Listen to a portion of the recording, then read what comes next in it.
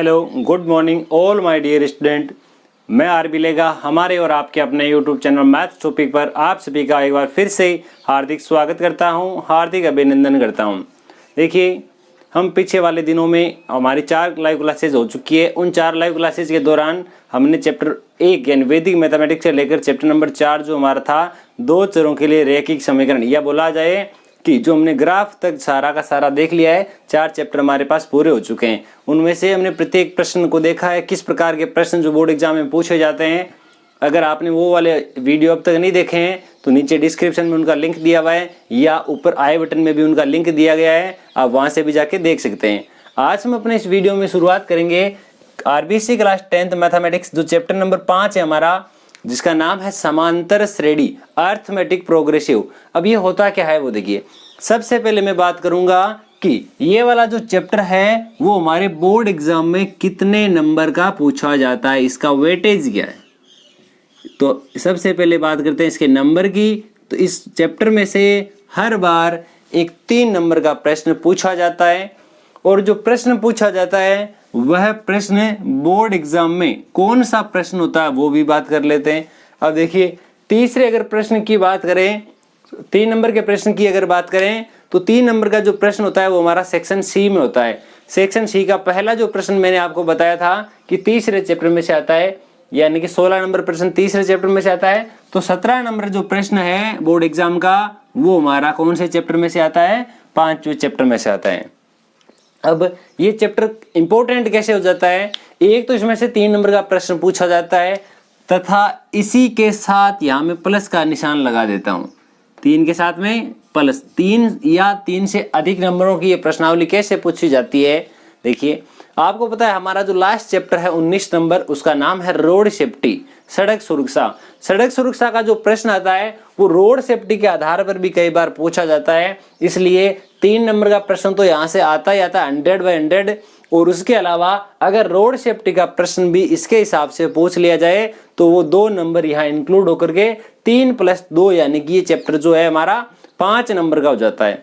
तो हम इस चैप्टर को बहुत ही अच्छी प्रकार से कवर करने वाले हैं। वीडियो को शुरू से लेकर अंत तक देखिएगा।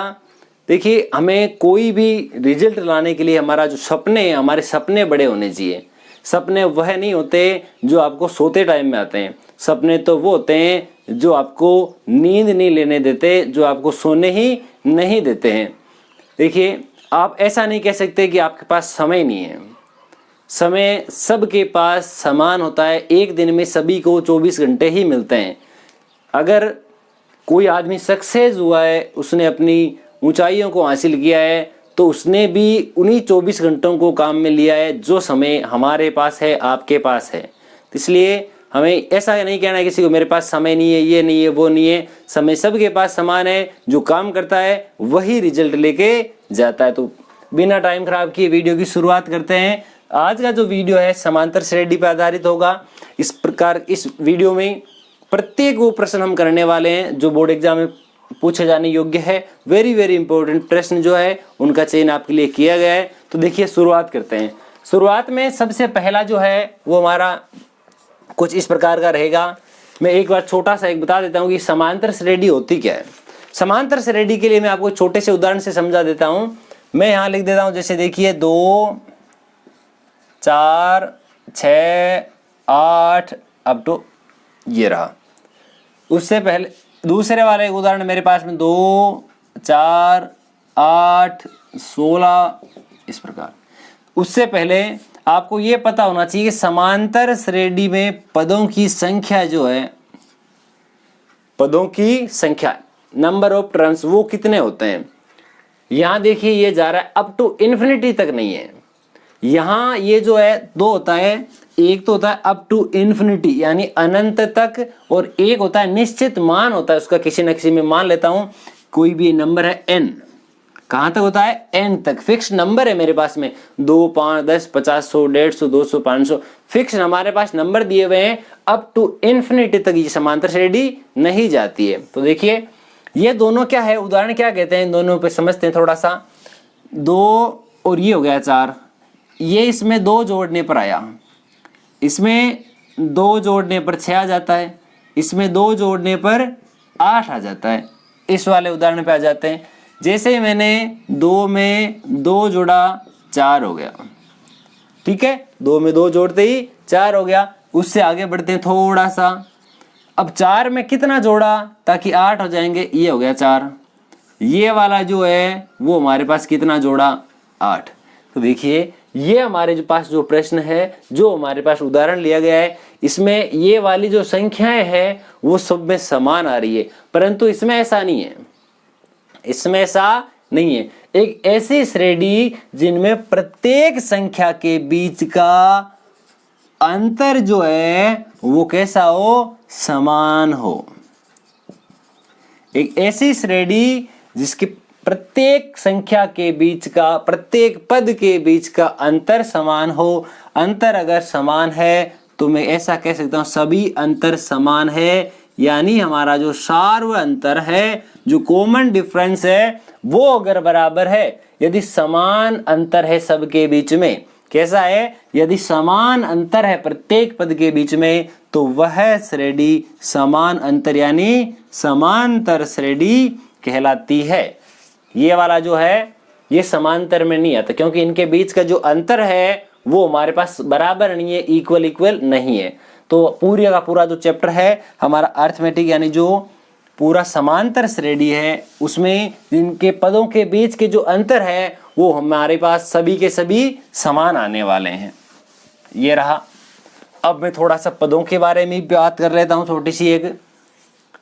मैं मान लेता हूं किसी समांतर श्रेणी का प्रथम पद जो है, पहला पद A1 जिसे रिप्रेजेंट करते हैं, A1 से भी कह सकते हैं और या फिर आप उसको A से भी बता सकते हैं, ठीक है। कोई एक समांतर श्रेणी है जिसका पहला पद A या A1 हमारे पास में दिया जाता है। अभी मैंने बताया था एक होता है इसका सार्व अंतर यानी जिसका जो कॉमन डिफरेंस होता है। मैं मान लेता हूं किसी समांतर श्रेणी का कॉमन डिफरेंस है मेरे पास में D। तो देखिए पहला पद आपको दे दिया, दोनों के बीच का अंतर कॉमन डिफरेंस आपको D दे दिया। क्या आप दूसरा पद बता सकते हैं? क्या आप दूसरा पद बता सकते हैं? तो दूसरा पद हमारे पास ऐसा आ जाएगा कि आपके पास में जो पहला पद है A, उसमें आप क्या जोड़ दो, D जोड़ दो। ये हमारे पास में क्या हो गया, दूसरा पद हो गया, ठीक है। जैसे एक छोटे से उदाहरण से आपको समझा देता हूं मैं। आपको बोला गया एक समांतर श्रेणी है जिसका पहला पद आपको 3 दिया हुआ है, ये तो A का मान, तथा उसका जो अंतर दिया हुआ है वो आपको 4 दिया हुआ है। तो दूसरा पद बताइए। पहला पद आपके पास में 3 दिया हुआ है, तो यहाँ 3 + 4 कितना हो जाएगा, 7। या उस रूप में मैं लिखूं तो ऐसा आ जाएगा मेरे पास में A1 बराबर कितना, मेरे पास में पहला पद हमारे पास में 3 दिया हुआ है, तो दूसरा पद क्या आ जाएगा हमारे पास, हो जाएगा 3 + 4 जो अंतर था वो हो गया 7। अब अगर मैं बात करूं मेरे तीसरे पद की, तीसरा पद क्या आ जाएगा, ये देखो ये मेरे पास में जो श्रृंखला आ रही है, मेरे पास में जो A3 आएगा वो ऐसा आ जाएगा, जो मेरे पास में 3 है उस 3 में जोड़ दो। क्या जोड़ोगे, 2 बार D। 2 बार D जोड़ने का मतलब क्या हुआ, पहले आपने 1 बार जोड़ा था, अब की बार 2 बार जोड़ेंगे। जैसे जैसे आगे बढ़ते जाएंगे, जैसे चौथा टर्म जो आएगा हमारे पास में 3 + 3 × D। अब ये वाला ये कैसे आ रहा है देखिए, मैं आपको पूरा अच्छी प्रकार से समझाता हूँ। 4 × 2 8, 8 और 3 कितने हो गए, 11। मैंने क्या बोला, ये 3 है, 3 में 4 जोड़ने पर 7 आ जाएंगे, 7 में 4 जोड़ने पर 11 आ जाएंगे, 11 में 4 जोड़ने पर 15 आ जाएंगे। ऐसा ही कुछ होता है क्या, यहीं से 15 आते हैं। 4 × 3 12, 12 और 3 15। यानी एक चीज पर गौर कीजिएगा आप, मैंने यहाँ लिखा पहला पद A, दूसरा पद A + D, तीसरा पद A + 2D, चौथा पद जो है मेरे पास में वो आ जाएगा मेरे पास में A + 3D। इस प्रकार जो हमारे जितने भी पद है वो कैसे आएंगे, मैं मान लेता हूं मेरे पास में जो समांतर श्रेणी है उस दी गई समांतर श्रेणी में पदों की संख्या मेरे पास में n है। मेरे पास में पदों की संख्या कितनी है, n। तो n वा पद क्या आएगा मेरे पास में, कौन सा पद, n वा पद, nth टर्म क्या आ जाएगी। अब देखिए यहाँ पर एक चीज है जो आपको अगर ध्यान में आई हो तो मैं कैसा कह सकता हूं, यहाँ पर मेरे पास में जितने नंबर लिखे जा रहे हैं, जो हमारे पास पद लिया जा रहा है उस पर एक चीज देखिए। पहला पद जब 1 लिखा है तब मेरे पास में 0 यहाँ है, मतलब D जो है वो 0 बार है, 0 × D में लिख सकता हूँ, नहीं लिखे तो भी कोई दिक्कत नहीं है, ठीक है। अगर मेरे पास यहाँ 2 लिखा है तो D 1 बार है, अगर यहाँ मेरे पास 3 लिखा है तो D 2 बार है, अगर 4 लिखा है तो यहाँ 1 कम, मतलब हर बार एक कम लिखा हुआ है। अगर यहाँ 50 लिखा गया होता तो यहाँ 49 लिख दे। तो बताइए, अगर यहाँ मेरे पास n लिखा गया है तो हम ऐसा लिखेंगे a प्लस यहाँ n, तो यहाँ n में से एक कम हो जाएगा, n-1 इंटू डी। यह होता है समांतर श्रेणी का nवां पद ज्ञात करने का सूत्र। क्या होता है? समांतर श्रेणी का nवां पद ज्ञात करने का फॉर्मूला होता है। ठीक है, इसके आधार पर मैं कोई प्रश्न करके बताता हूं आपको किस प्रकार का ये जो प्रश्न है बोर्ड एग्जाम में हमारे पास में पूछ लिया जाता है। बात करते हैं प्रश्न की। प्रश्न हमारे पास में ऐसा दिया हुआ है कि समांतर श्रेणी, जिसको हम ए पी से रिप्रेजेंट करते हैं, समांतर श्रेणी का 9, 3, 17, 21 ये वाली हमारे पास में समांतर श्रेणी है और हमें पूछा गया है इसका 24वां पद ज्ञात करो। कौन सा पूछा? 24वां 24वां पद हमें पूछा है। यही वाला फॉर्मूला काम में लेना। लिखने का जो तरीका है वो किस प्रकार से होना चाहिए उसके ऊपर बात करते हैं। सबसे पहले हमारे पास में लिखा जाएगा कि समांतर श्रेणी का प्रथम पद जो A1 है उसको मैंने क्या बोला, जो प्रथम पद होता है वो तो प्रथम पद फर्स्ट टर्म जो मेरे पास में है a बराबर 9, ये हमारे पास लिखा हुआ है जो प्रश्न में दिया गया था। दूसरी चीज हम क्या लिखते हैं, समांतर श्रेणी का सार्वय अंतर यानी कॉमन डिफरेंस। जो फर्स्ट टर्म था मेरे पास में 9 दिया हुआ है, जो उसका कॉमन डिफरेंस यानी सार्वय अंतर है वो देखिए। ये हमारे पास जो प्रश्न है यहाँ 9, 13, 11, 17, 21 इस प्रकार से दिया हुआ था। सार्वय अंतर मैंने क्या बताया था, समांतर श्रेणी के किन्हीं दो क्रमागत पदों के बीच का अंतर सार्वय अंतर कहलाता है। कोई भी लगातार के दो पद है उन दोनों का अंतर कर लीजिए आप, वो अंतर आपके पास में सार्वय अंतर कहलाता है। तो देखिए मेरे पास में जो दूसरा पद है, दूसरा पद इसको लिख देता हूं इस प्रकार से, देखिए आप अच्छी प्रकार से समझ पाएंगे। A2 माइनस A1 ये मेरे पास पहला पद, ये इसका दूसरा पद। दूसरा पद मेरे पास में 13 लिखा गया है, 13 में से मैं इसका पहला पद घटा देता हूं, मेरे पास में आ गया 4। मेरे पास में सार्वय अंतर जो है वो 4 प्राप्त हो चुका है। A का मान मेरे पास में 9 दिया गया था। अब इसमें पदों की संख्या कितनी है, समांतर श्रेणी में पदों की संख्या, समांतर श्रेणी में पदों की संख्या, number of terms in AP.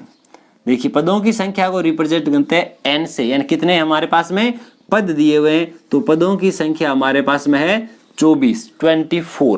अब हम ये वाला जो फॉर्मूला काम में लेते हैं, ये वाला हमें जनरली समझने के लिए काम में लिया था, जबकि फॉर्मूला होता है ये वाला।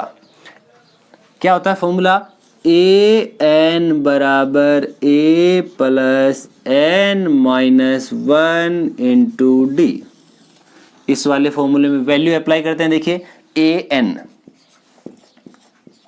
यानी a का तो a, n की जगह में वैल्यू लिख सकता हूँ। n का मान मेरे पास में 24 दिया गया है, a का मान मुझे 9 दिया गया है तो 9 लिख देता हूँ, प्लस n की जगह मुझे 24 दिया गया है, ये 24 माइनस 1 गुणा सार्वय अंतर मेरे पास में d। आप मैं जो भी प्रश्न लिख रहा हूं आप उसका फटाफट से आंसर करके कमेंट बॉक्स में लिख करके बता सकते हैं कि आपके पास में इस प्रश्न का आंसर कितना आता है। देखिए यहां मैं इसको आगे हल करता हूं, 9 तो मेरे पास में एज इट इज, प्लस 24 में से 1 कम कर लो, मेरे पास में बचेंगे 23। अब मुझे 23 को गुणा करना है किससे, 4 से। 23 को मैं 4 से गुणा करता हूँ, ये तो 9 मेरे पास में एज इट इज लिखे हुए हैं, 3 गुणा 4 मेरे पास आ गया 12, बच गया 1, 8 और 1 9, या सीधा ही आप कह सकते थे 23 गुणा 4 बराबर होता है कितना, 92 यानी 92। ठीक है, अब इन दोनों को मुझे ऐड करना है। जब इसमें ये वाली वैल्यू जोड़ी जाएगी तो हमारे पास में आ जाएगा 101। 101 जो मान आया आपके पास किसका मान है, ये आया A24, A24 की वैल्यू। हमें क्या पूछा था, इसका 24वां पद ज्ञात करो, तो हमें लास्ट में एक लाइन और लिख देनी है, अतः दी गई समांतर श्रेणी 9, 13, 17, 21 का 24वां पद हमारे पास में 121 है। इस प्रकार ये वाला आंसर कंप्लीट होता है। ये प्रश्न हमारे पास 3 नंबर का पूछा जा सकता है। ये हमारा कोई प्रश्न था। अब मैं बात करता हूं इसी प्रकार के प्रश्न की फटाफट से। ये देखिए ऐसा जो प्रश्न है और थोड़ा सा चेंज करके वो कैसे दिया जाएगा, थोड़ा सा चेंज किया जा रहा है इस प्रश्न को, बताइएगा कि क्या चेंज है, क्या इस प्रकार का जो प्रश्न है वो अगर बोर्ड एग्जाम में पूछा जाए तो कैसे आप उसको करके आते हैं। प्रश्न क्या दिया गया था, ये वाला एक बार प्रश्न आप वापस देख लीजिए। प्रश्न में ये वाला लिखा हुआ है कि समांतर श्रेणी का 24वां पद ज्ञात करो। क्या लिखा गया था, समांतर श्रेणी का 24वां पद ज्ञात करो। अब मैं आगे वाला प्रश्न लिख देता हूं मेरे पास में। और ये प्रश्न किस प्रकार से पूछा जा सकता है जब हम ये वाला तरीका काम में लेते हैं, यही वाला मेथड अप्लाई करते हैं। तो देखिएगा हमारा जो सेकंड वाला टर्म होगा वो इस प्रकार से होगा कि प्रश्न कुछ इस प्रकार का ले लेते हैं कि इसमें हमारे पास में पूछा गया है, क्या पूछा गया है, मैं प्रश्न लिख देता हूं आपके पास में लिखा है, क्या अनुक्रम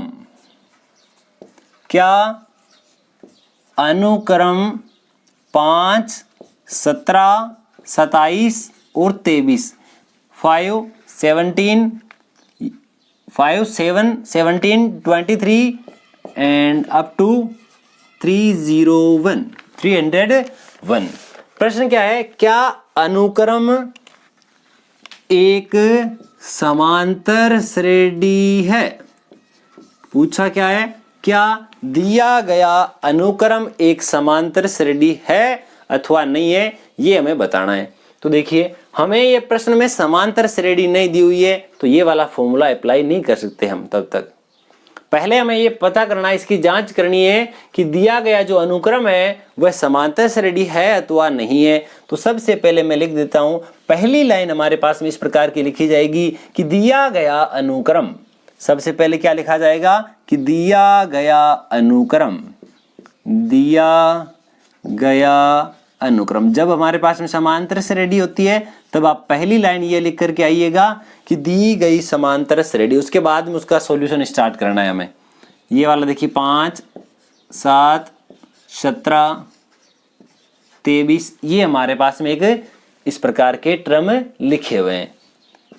लास्ट जो इसका पद है वो हमारे पास में 301 लिखा हुआ है। मैं बात करता हूं ये अगर समांतर श्रेणी है अथवा नहीं है, तो मैं यहां लिख देता हूं, ये देखिए इसका जो पहला पद है A1, यह जो है इसका दूसरा पद A2, यह इसका तीसरा पद, यह इसका चौथा पद, इस प्रकार ये वाला इसका लिखा हुआ है। ठीक है, प्रश्न क्या है, क्या दिया गया अनुक्रम एक समांतर श्रेणी है। अब लास्ट वाला टर्म दिया भी जा सकता है, नहीं भी दिया जाए, कंपलसरी नहीं है, कंपलसरी नहीं है। वो बाद में बात करते हैं कि ये कंपलसरी क्यों नहीं है। पहले मैं केवल यहां तक देखता हूं, ये वाला अगर मेरे पास नहीं दिया हुआ है, मेरे पास में ये वाले 4 पद दिए हुए हैं और मुझे ये जांच करनी है कि ये समांतर श्रेणी है अथवा नहीं है। समान अंतर वाली श्रेणी को समांतर श्रेणी कहते हैं। तो मैं यहाँ पर सार्व अंतर की बात करता हूँ, मैं यहाँ पर सार्व अंतर की जांच करता हूँ कि मेरे पास में जो सार्व अंतर है, जो मेरे पास में कॉमन डिफरेंस है डी की वैल्यू, वो यहाँ पर प्रत्येक पद में बराबर है अथवा नहीं है। सबसे पहला मेरे पास में आएगा A2 माइनस A1 बराबर 7 माइनस 5 जो है वो बराबर आता है मेरे पास में 2 के। उसके बाद में A3 तीसरा पद माइनस दूसरा पद, यहाँ मेरे पास में 17 माइनस 7 यानी कि 10 लिखा हुआ है। उसके आगे अगर बढ़े तो हमारे पास में चौथा पद माइनस के तीसरा पद यानी कि 23 माइनस 17, यहाँ पर देख लीजिए ये वाली जो वैल्यू है वो 7 के बराबर है। क्या यह तीनों मान हमारे पास में बराबर है? नहीं है। अगर बराबर नहीं है तो मैं यहाँ लिख देता हूँ A2 माइनस A1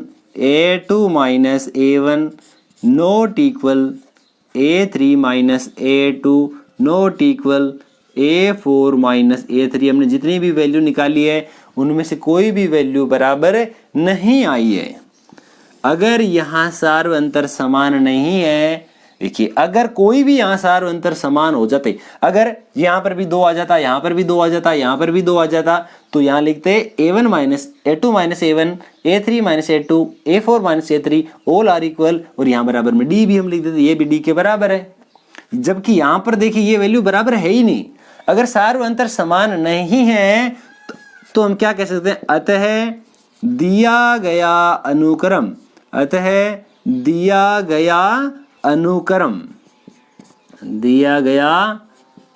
अनुक्रम एक समांतर श्रेणी नहीं है। अब मैं बात करता हूं यहां 301 क्यों दिया गया है। ये जो प्रश्न है, अगर सेम यही प्रश्न अगर बोर्ड एग्जाम में पूछा जाए तो यहां 301 काम में नहीं आ रहा है, 301 काम में नहीं आ रहा है। अब ये काम में कब आएगा, हमारे पास में ऐसा कोई भी प्रश्न दे दिया जाए, जैसे मैं यहां लिख देता हूं 4, यहां पर मेरे पास में 8 और यहां पर मेरे पास में दे दिया जैसे कुछ 12, आगे इस प्रकार से ये कोई समांतर श्रेणी है। अब समांतर श्रेणी हमारे पास नहीं दिया, नाम ऐसा दे दिया जाए क्वेश्चन में, दिया गया अनुक्रम एक समांतर श्रेणी है। पहले प्रश्न में क्या लिखा हुआ है, पहले कुछ इस प्रकार से लिखा जाएगा, क्या दिया गया अनुक्रम एक समांतर श्रेणी है, तब हमें पहले जांच करनी है कि ये समांतर श्रेणी है अथवा नहीं है। अब आगे प्रश्न में लिख दिया जाएगा, अगर यह एक समांतर श्रेणी है तो बताइए कि ये वाला जो नंबर है, यहां कुछ भी लिख दिया मैंने 196, यह इसका कौन सा पद होगा। क्या बोला, अगर यह एक समांतर श्रेणी है, नहीं है तब आगे कुछ नहीं करना।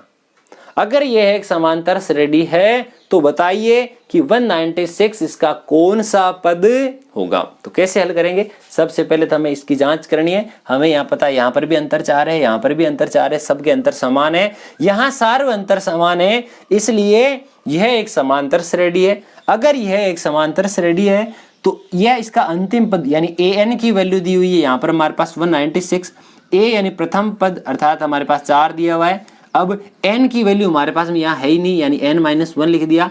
d इनके सब के बीच में जो अंतर है वो हमारे पास में दिया हुआ है। ये 4 जो हमारे पास में प्लस का है, इधर आएगा तो माइनस का हो जाएगा। 196 में से 4 कम कर लेंगे, 192 आ जाएंगे, बराबर मेरे पास में लिखा हुआ n-1 गुणा 4। अब क्या पूछा जाए, n की वैल्यू निकालनी है। ये 4 यहाँ पर गुणा में है, इधर आएगा तो मेरे पास में भाग में लग जाएगा। इतना काम हमने कर दिया। अब मैं इसमें इसका भाग लगाता हूं, भाग कितनी बार जाता है, भाग देखिए, इसका भाग जब लगाया जाएगा इसमें तो देख भाग लगाता हूं मैं। सबसे पहला काम क्या करते हैं, भाग लगाते हैं। पहले इसका भाग इसमें जाता है मेरे पास में पूरे 4 बार, 4 गुणा 4 16 होते हैं, मेरे पास कितना बच गया 3। अब मैं लिख देता हूं 2। अब इसका भाग इसमें 8 बार जा रहा है, ये 8 यानी n-1 बराबर मेरे पास 48 आ गया। तो ये माइनस वाला 1 जैसे ही इधर जाएगा तो यहां हो जाएगा +1, या क्या हो जाएगा +1। 48 और 1 49 हो जाएंगे, लास्ट में हम लिख करके आएंगे। अतः इस समांतर श्रेणी का 49वां पद 196 है।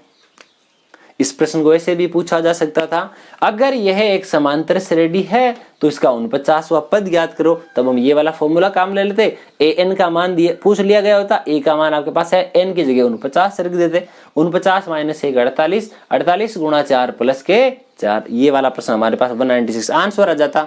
इस प्रकार से ये वाला फॉर्मूला हमारे पास में काम में लिया जाता है। अब हम उससे थोड़ा सा आगे बढ़ते हैं। देखिए आगे वाले जो प्रश्न है हमारे पास में किस प्रकार से पूछे जाते हैं, यही फॉर्मूला जो है और किस प्रकार से अप्लाई किया जा सकता है, कितने प्रकार के यहाँ इस फॉर्मूले के आधार पर प्रश्न बनते हैं। आपकी सभी समस्याओं को इस वीडियो के दौरान शांत किया जाएगा, सारी समस्याएं आपकी इस वीडियो में हल की जाएगी। बने रहिए हमारे साथ, वीडियो बहुत ही मज़ेदार होने वाला है। हर एक प्रश्न जहां आपको डाउट हो सकता है वो हम यहाँ लिख करके देखने वाले हैं। तो आगे वाला प्रश्न है, यदि समांतर श्रेणी का तीसरा पद 12 है। प्रश्न लिख देता हूं आपके लिए मैं, यदि समांतर श्रेणी का तीसरा पद, समांतर श्रेणी का तीसरा पद 12 है और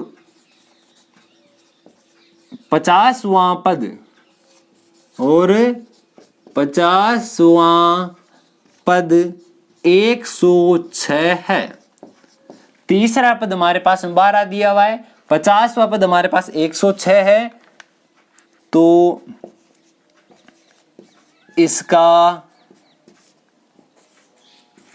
29वां पद ज्ञात करो। कौन सा पद ज्ञात करना है, 29वां पद ज्ञात करना है। अब देखिए ये जो प्रश्न है बोर्ड एग्जाम में अगर पूछा जाए तो कंपलसरी नहीं हमारे पास में तीसरा पद हो 50वां पद हो, या फिर ऐसा कहूं मैं जितने भी प्रश्न आपको बता रहा हूं उससे रिलेटेड जो भी एग्जाम में क्वेश्चन पूछा जाए तो संख्या आपको चेंज करके दी जा सकती है। ऐसा नहीं है कि हमारा जो हम यही कर रहे हैं वो सेम टू सेम कॉपी आ जाए। हाँ ऐसा हो सकता है अगर हमारी किस्मत साथ दिए तो यहाँ जो हम प्रश्न कर रहे हैं उनमें से भी बहुत सारे प्रश्न हमें बोर्ड एग्जाम में देखने को मिलेंगे। पर ऐसा नहीं है कि यहाँ अगर 12 की जगह कोई और नंबर 14 दे दिए, 15 दे दिए, कुछ भी दे दिया जाए तो हमें दिक्कत नहीं है। हमें अपने आत्मविश्वास के साथ ये प्रश्न हल करना है। हमें क्वेश्चन के तरीके को समझना है, किस प्रकार से प्रश्न अगर पूछा जाए तो हमें उसका आंसर किस प्रकार से देना है, हम सारी समस्याएं देखते हैं। देखिए सबसे पहले क्या लिखना है, मुझे ये लिखना है कि मेरे पास में लिखा है समांतर श्रेणी यानी AP का तीसरा पद, थर्ड टर्म जो मेरे पास में है वो प्रश्न में दी गई है और वो है मेरे पास A3। ठीक है A3। अब A3 जो है वो हमारे पास A3 होता है क्या, A + 2D होता है। क्या होता है, A + 2D और इसका मान मेरे पास में प्रश्न में दिया हुआ है 12। यहां तक हमने लिख दिया, ये वाला भी काम आएगा इसलिए मैंने यहां लिखा है। देखिए दूसरी चीज मुझे दी गई है प्रश्न में, समांतर श्रेणी का 50वां पद। समांतर श्रेणी का कौन से पद की बात हो रही है, 50वां पद यानी A50। मैंने आपको क्या बताया था, यहां पर जितने अंक लिखे, 4 लिखा तो D 3 बार आएगा, 3 लिखा है तो 2 बार आएगा, 10 लिखा है तो 9 बार आएगा और यहाँ 50 लिखा हुआ है तो यहाँ आ जाएगा A + 50 में से 1 कम यानी कि 49, D बराबर मेरे पास में 106 दिया हुआ है। ये वाली मैं दे देता हूं समीकरण नंबर मेरे पास में 1 है और ये वाली जो है मेरे पास में समीकरण 2 नंबर है। अब मेरे पास में 2 समीकरण प्राप्त हो चुकी है। इन दोनों समीकरणों की सहायता से मुझे किसकी वैल्यू निकालनी है, यहाँ A की वैल्यू निकालनी है तथा वैल्यू D की भी निकालनी है। अब देखिए हमने 9th क्लास में भी ये पढ़ा था कि जब हमारे पास 2 इक्वेशन दी जाए तो दोनों को हल करने के लिए हम प्रतिस्थापन विधि काम में ले सकते हैं, विलोपन विधि काम में ले सकते हैं, वज्र गुणन विधि काम में ले सकते हैं। यहाँ पर जो हमें सुटेबल लगे, कम टाइम में हो सके वो वाली काम में लेनी है, क्योंकि हमें एग्जाम में हल करते समय प्रत्येक प्रश्न में जितना हो सके उसको कम से कम टाइम में एडजस्ट करना। कम से कम टाइम का मतलब ये नहीं है हम छोटे छोटे आंसर लिख करके आ जाए, हमें आंसर ठीक उतना ही लिख करके आना है जितने मार्क्स के अकॉर्डिंग वो क्वेश्चन पूछा जाए। 3 नंबर का प्रश्न रियल में कितने नंबर का होता है, जैसे कितने लाइन का होता है, वो हमें उसी के अकॉर्डिंग लिखना है। ऐसा नहीं 1 नंबर वाले में हम 1.5 पेज भर के आ रहे हैं और 3 नंबर वाले में 4 लाइन भर के आ चुके, ऐसा नहीं। जितने मार्क्स का क्वेश्चन है उसी के अनुकूल हमें लिखना भी होता है। हमारे पास में 2 हो चुका, यहाँ पर भी A है, यहाँ पर भी A है, तो मैं इसमें से ये घटा देता हूँ, A से A तो विलोप हो जाएगा, खत्म हो जाएगा। तो यहाँ देखिए बड़ी जो समीकरण है उसमें से मैं छोटी समीकरण घटा देता हूँ। समीकरण 2 माइनस समीकरण 1, समीकरण 2 में से एक समीकरण घटा देते हैं। समीकरण 2 मेरे पास में A + 49D बराबर 106 और पहली समीकरण है A + 2D बराबर 12। ये मैंने लिख दिया। जब एक समीकरण में से दूसरी समीकरण घटाई जाती है तो उस नीचे वाली समीकरण के चिन्ह बदल जाते हैं, परिवर्तित हो जाते हैं। ठीक है, 49 प्लस का और 2 माइनस का मेरे पास में 49 में से 2 कम करेंगे तो 47 बचेगा। 106 में से मुझे 12 कम करने, पहले मैं 106 में से 2 कम करता हूं, मेरे पास 104 बचेंगे। 104 में से मुझे और 10 कम करने तो यहाँ पर मेरे पास 94 बचेंगे। कितने बचेंगे, 94 बचेंगे। ये बच गया मेरे पास। यहाँ से मैं ऐसा कर देता हूं कि इस D की वैल्यू निकाल लेते हैं। D बराबर ये जो 94 है उसके भाग में आ जाएगा मेरे पास में 47 और यहाँ से मेरे पास में D की वैल्यू जो है वो 2 आ गई। सार व अंतर जो है हमारे पास में 2 आ चुका। अगर सार व अंतर हमारे पास 2 है, इस D का मान इन दोनों समीकरणों में से जो समीकरण आपको सूटेबल लगे, या मैं ऐसा कहूं जो समीकरण आपको छोटी दिखाई दे, उस समीकरण में ये वाली वैल्यू रख देनी है। छोटी समीकरण मुझे 1 नंबर है तो यहां लिख देता हूं मैं D बराबर 2 समीकरण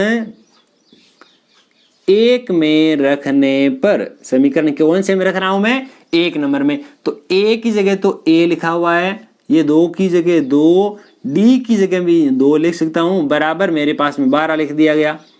a अपने स्थान पर लिखा गया है, 2 गुणा 2 4 है, आगे जाएगा तो 4 है, हमारे पास में माइनस का हो जाएगा, तो a यानी प्रथम पद हमारे पास आ गया 8। यहां मेरे पास में देखिए समांतर जो श्रेणी है उस समांतर श्रेणी का प्रथम पद यानी a जो है वो 8 आ चुका है। समांतर श्रेणी का सार्व अंतर यानी उसका जो कॉमन डिफरेंस है वो हमारे पास में जो d की वैल्यू है वो हमारे पास में 2 आ चुकी है। हमें क्या पूछा था, तीसरा पद और ये है 50वां पद ये है, तो उसका 29वां 29th टर्म बतानी है। तो देखिए फॉर्मूला कौन सा अप्लाई करेंगे, ये वाला, तो an बराबर a plus n minus 1 into d, इस फॉर्मूले में वैल्यू पुट कर देते हैं। हमारे पास में n की वैल्यू देखिए, हमारे पास में जो समांतर श्रेणी है उस समांतर श्रेणी में पदों की संख्या, नंबर ऑफ टर्म्स जो है वो कितने हैं, पदों की संख्या जो है वो हमारे पास में 29 पूछी है। वैसे पूरी समांतर श्रेणी में संख्या कितनी भी हो, हमें कौन सी पूछी है, 29। ऐसे तो इसमें 50वां पद भी हमारे पास दिया हुआ है। समांतर श्रेणी जो भी है हमारे पास में 29 यहाँ काम आ रहा है, तो n की संख्या हम क्या लेंगे, n की वैल्यू 29, तो a29 is equal to a का मान हमारे पास में 8 प्लस n माइनस 1 यानी 29 माइनस 1 गुणा d का मान हमारे पास में 2 आया है। अब हम क्या करेंगे, 8 अपने स्थान पर, 29 में से 1 घटाते हमारे पास 28 आएंगे, 28 का दुगुना करना है। अब 28 का दुगुना हमारे पास में क्या होता है, 8 तो अपने स्थान पर 28 गुणा 2 मेरे पास होता है 56। 56 में जैसे ये 8 जोड़ दिए जाएंगे हो जाएंगे मेरे पास 64। लास्ट में लाइन लिख देना आप, कौन सी लाइन आएगी, अतः समांतर श्रेणी का कौन सा पद पूछा गया है, अतः समांतर श्रेणी का 29वां पद 64 है। इस प्रकार का जो प्रश्न पूछा जाए, सबसे पहले कोई भी 2 पद दिए गए हैं, उन दोनों पदों के आधार पर a तथा d का मान ज्ञात करना है। इतना करने के बाद में आगे ये प्रश्न जो किस किस प्रकार से चेंज किया जा सकता है वो आपको बता देता हूं। ये प्रश्न आपको इस प्रकार से पूछा जा सकता है कि उसका 29वां पद ज्ञात करो, यहाँ 29वें की जगह और भी कोई पद दिया जा सकता था, इसका 40वां पद ज्ञात करो, 101वां पद ज्ञात करो, 30वां पद ज्ञात करो, तो हम यहाँ n की वैल्यू चेंज करके सारा मान कर सकते थे। अब और ये प्रश्न कैसे पूछा जा सकता है, हाँ कई विद्यार्थियों ने कमेंट बॉक्स में लिखा है, हाँ वो वाली आप बात जो है बहुत ही करेक्ट है, काफी विद्यार्थी हमारे साथ ऐड हो चुके हैं। और ये प्रश्न जो है वो किस प्रकार से पूछा जा सकता है वो बात करते हैं। जैसे ही हमारे पास में प्रथम पद आ गया, सार्व अंतर आ गया, पूछ लिया समांतर श्रेणी ज्ञात करो। जो हमारे पास में समांतर श्रेणी बनेगी वो किस प्रकार की बनेगी, वो हमें समांतर श्रेणी ज्ञात करनी है। कैसे ज्ञात करेंगे, समांतर श्रेणी का पहला पद बराबर 8, a1 बराबर 8, समांतर श्रेणी का दूसरा पद a2 बराबर a प्लस d, ये दूसरा पद भी आ गया। समांतर श्रेणी का तीसरा पद a प्लस 2d, तीसरा पद आ गया। समांतर श्रेणी का चौथा पद a प्लस ये वाला d। तो इस प्रकार हम ये लिख देंगे, जैसे 8 है, आगे वाला 8 और 2 10 है, उससे आगे 12 है, उससे आगे 14 है, ये वाली हमारे पास समांतर श्रेणी प्राप्त हो जाएगी। ये वाला प्रश्न इस प्रकार से भी पूछा जा सकता है। अब हम देखते हैं कि इससे आगे वाला जो प्रश्न है वो हमारे पास बोर्ड एग्जाम में किस प्रकार से पूछा जा सकता है। आगे वाले प्रश्न की अगर बात की जाए तो अब हम बात करते हैं उन प्रश्नों के लिए। ये वाले जितने भी प्रश्न हमने किए हैं वो सारे प्रश्न ऐसे पूछे जाते हैं कि समांतर श्रेणी का ये वाला पद याद करो। अब हमारे पास में जो आएगा वो लिखा आएगा कि समांतर श्रेणी का अंतिम से, समांतर श्रेणी का अंतिम से कोई पद याद करना है। लास्ट में से, ये तो समांतर श्रेणी दी गई थी स्टार्टिंग से, जैसे 2 4 6 8 10 दिया हुआ है, तो शुरुआत से हम जैसे समांतर श्रेणी के अकॉर्डिंग चल रहे हैं, कोई पद पूछा है।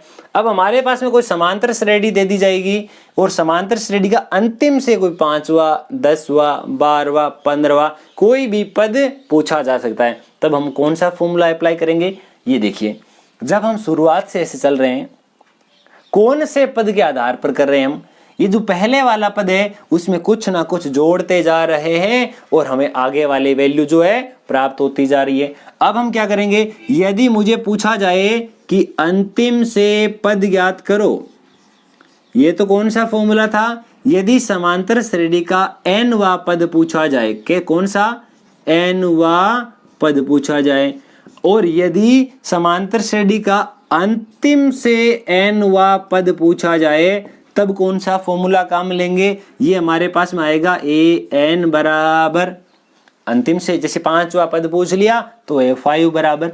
अब ये तो A इसलिए मैंने लिखा था कि पहले पद में कुछ जोड़ेंगे तब हमारे पास में वो nवा पद आ जाएगा। यहां आ जाएगा L minus n minus 1 into d. ये क्यों लिखा, क्योंकि लास्ट ये पद L मतलब होता है लास्ट टर्म, अंतिम पद, अंतिम पद में से कुछ घटाएंगे तब हम पीछे आ जाएंगे। देखिए मैं प्रश्न लिखता हूं, छोटा सा एक उदाहरण है, उसकी सहायता से हम समझते हैं।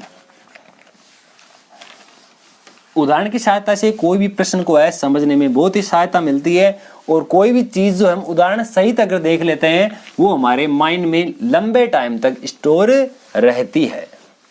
हमें ये वाला जो चैप्टर है इस प्रकार से कवर करना है। यही नहीं, हम इन वीडियोस के दौरान, इन लाइव क्लासेस के दौरान जितने भी हम चैप्टर करने वाले हैं, हमारे जो 10 या 12 जितने भी लेक्चर होने वाले हैं, उन सभी लेक्चर को हम इस प्रकार से कवर करना है कि ये तो जितनी भी चीजें हम पढ़ रहे हैं वो हमारे एकदम माइंड में स्टोर रहे और हम पेपर को बेहतर से बेहतर करके आ सकें। हमारा जो प्रश्न है वो इस प्रकार से पूछा गया है, एक समांतर श्रेणी लिखा हुआ 1 4 7 10, ये हमारे पास समांतर श्रेणी है, और यहां इसका ये वाला अंतिम पद दिया हुआ है, और पूछ लिया समांतर श्रेणी का अंत से 12वां पद ज्ञात करो, या ऐसा पूछ लिया जा सकता है 10वां पद ज्ञात करो, 11वां पद ज्ञात करो, कोई भी हमें पद पूछा जा सकता है। अब देखो सबसे पहले क्या लिखना है, सबसे पहले मुझे लिखना है दी गई समांतर श्रेणी। सबसे पहली लाइन तो क्या आएगी, सबसे पहली लाइन आती है कि दी गई अर्थमेटिक प्रोग्रेसिव यानी समांतर श्रेणी 1 4 7 10, और लास्ट में लिखा हुआ है हमारे पास में 88 यानी 88। अब मैं क्या लिख देता हूं कि समांतर श्रेणी का प्रथम पद, जो इसकी फर्स्ट टर्म है वह क्या दी हुई है वो बात करते हैं। फर्स्ट टर्म यानी a का मान जो है हमारे पास 1 दिया हुआ है, ठीक है। अब मैं बात करता हूं समांतर श्रेणी के सार्व अंतर यानी कॉमन डिफरेंस की। तो समांतर श्रेणी का सार्व अंतर, समांतर श्रेणी का सार्व अंतर यानी कॉमन डिफरेंस d की वैल्यू है कि दूसरा पद माइनस पहला पद। दूसरा पद हमारे पास में दिया हुआ है 4, पहला पद 1, तो मेरे पास में अंतर आ गया 3।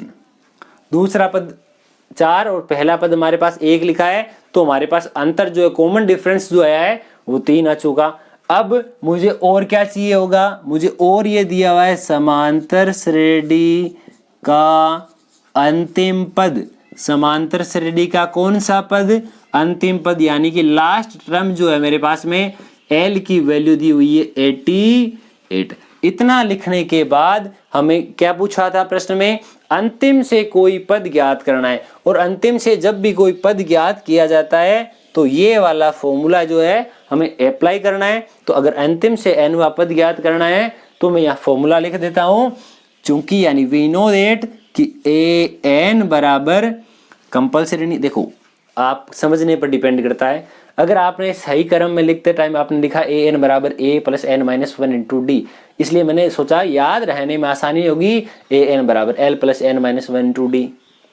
अगर कई विद्यार्थी के ये भी nवा पद है, ये भी nवा है, कोई दिक्कत नहीं, इसको p वापस कर लो, q वापस कर लो, r वा, यहाँ p q r x y z कुछ भी किया जा सकता है। p q r x y z n जो है वो है क्या, अक्सर ये हमारे पास में जो है वो पदों की संख्या को रिप्रेजेंट करता है, यानी ये जो अंतिम पद है उसको रिप्रेजेंट करता है। कौन सा पद पूछा है, अंतिम से p वा पद पूछ लिया, हमें अंतिम से p वा पद पूछ लिया, तो AP बराबर L minus an minus L minus n minus 1 into D. अब P Q R ये भी आप मान सकते हैं, और ये क्यों मान सकते हैं, क्योंकि हमें पता an होता है, ये इसका अंतिम पद होता है। an इस प्रकार की समांतर श्रेणी का अंतिम पद होता है उसको एल से भी रिप्रेजेंट करते हैं। अगर आपको यहाँ से डाउट हो रहा है तो आप इसको P Q R X Y Z कुछ भी अप्लाई करके कुछ भी मान सकते हैं। तो यहाँ मैं लिख देता हूँ ए एन बराबर L minus n minus 1 into d. इस फॉर्मूले में जितनी हमारे पास वैल्यू है वो सारी वैल्यू पुट अप कर देते हैं। तो देखिए ए एन का मान हमारे पास पदों की संख्या, देखिए यहाँ एक लाइन लिखनी थी और यहाँ लिखना है समांतर श्रेणी के पदों की संख्या। लास्ट में से कौन सा पद पूछा है, पदों की जो संख्या है, जो नंबर ऑफ टर्म है, कौन सा पद पूछा है हमारे पास में अंतिम से, वो पूछा है हमारे पास में 12वां पद। ठीक है, तो यहाँ ए एन की जगह मेरे पास में 12 आ जाएगा बराबर एल, अंतिम पद मेरे पास में दिया हुआ है 18 माइनस 12 माइनस 1 गुणा अंतर, सार्व अंतर यानी कॉमन डिफरेंस मेरे पास में 3 आया था। तो यहां से हमारे पास हो जाएगा ए 12 बराबर 88 माइनस 11 गुणा 3। 88 में से मुझे घटाना है, कितना घटाना है, 11 गुणा 3 यानी 33। और 88 में से जैसे ही हमारे पास में यहाँ घटाया जाएगा 33, तो यह वैल्यू बचेगी 55।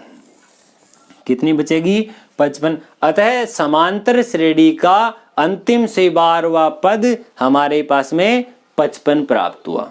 इस प्रकार से हमारे इस जो क्वेश्चन है उसका सॉल्यूशन हमें लिख करके आना है। तब अगर जितना क्रम हम लिखते हैं प्रश्न का, अब देखिए लिखने का जो तरीका है वो भी सही होना चाहिए।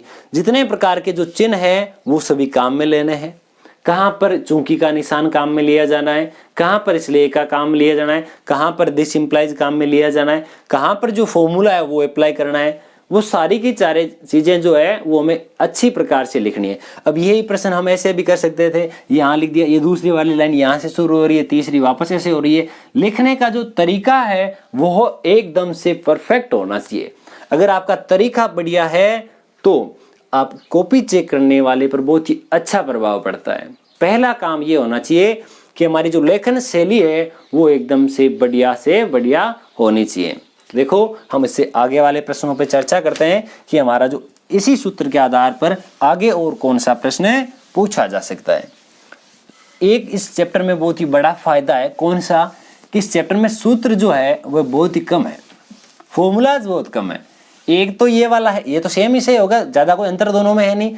एक इनके आएगा योगफल का फॉर्मूला, इसके अलावा हमें इसमें कुछ याद ही नहीं रखना होता चैप्टर में। तो यानी जो भी स्टूडेंट है उनके लिए बहुत ही बढ़िया है, कुछ याद तो रखना नहीं है, जो हमारे पास वैल्यू क्वेश्चन में दी हुई है उसी के आधार पर वैल्यू हमें पुटअप करते जाना है। तो मैं प्रश्न लिखता हूं। प्रश्न मेरा कुछ इस प्रकार का है कि 10 व 250 के बीच, 10 व 250 के बीच 4 के कितने गुणज है। 10 व 250 के बीच कितने गुणज क्या होता है, यानी 10 से लेकर 250 के बीच में ऐसे कितने नंबर है जिनमें 4 का भाग पूरा जाता है। यानी संख्या पूछी, कितने हैं, कौन कौन से वो नहीं पूछा, कितने हैं वो पूछा है। सबसे पहले मुझे क्या चाहिए, 4 के गुणज चाहिए। कहां तक, 10 से 250 के बीच। मैं लिखता हूं, देखिए आंसर लिखते टाइम ऐसा लिखा जाएगा, 10 व 250 के बीच 4 के गुणज। अब देखिए हम लिखना प्रारंभ करते हैं। संख्या हमारे पास यहाँ 10 और 250 है, संख्या बड़ी भी दी जा सकती है। ऐसा भी लिखा जा सकता था कि 300 से लेकर 500 के बीच, 500 से लेकर 700 के बीच कोई भी नंबर हमारे पास दिया जा सकता है। देखिए किस प्रकार से शुरुआत करेंगे, जो छोटे वाली वैल्यू है उसमें भाग लगाओ, किसका गुणज बताना है। मेरे पास में यहाँ 2 बार भाग पूरा जाता है, 8 गए, शेषफल बच गए 2। कितने बच गए, 2। अब मेरे पास में 2 बचा हुआ, लास्ट में रिमाइंडर कितना बच गया, 2। भाग किसका लगा रहे हैं, 4 का। यानी इसमें कौन सी संख्या और ऐड कर दी जाए तो इसमें भाग पूरा चला जाए। क्या बोला, इसमें कौन, 2 में क्या जोड़ूं, 2, तो हमारे पास 4 हो गए, 4 में 4 का भाग चला जाएगा।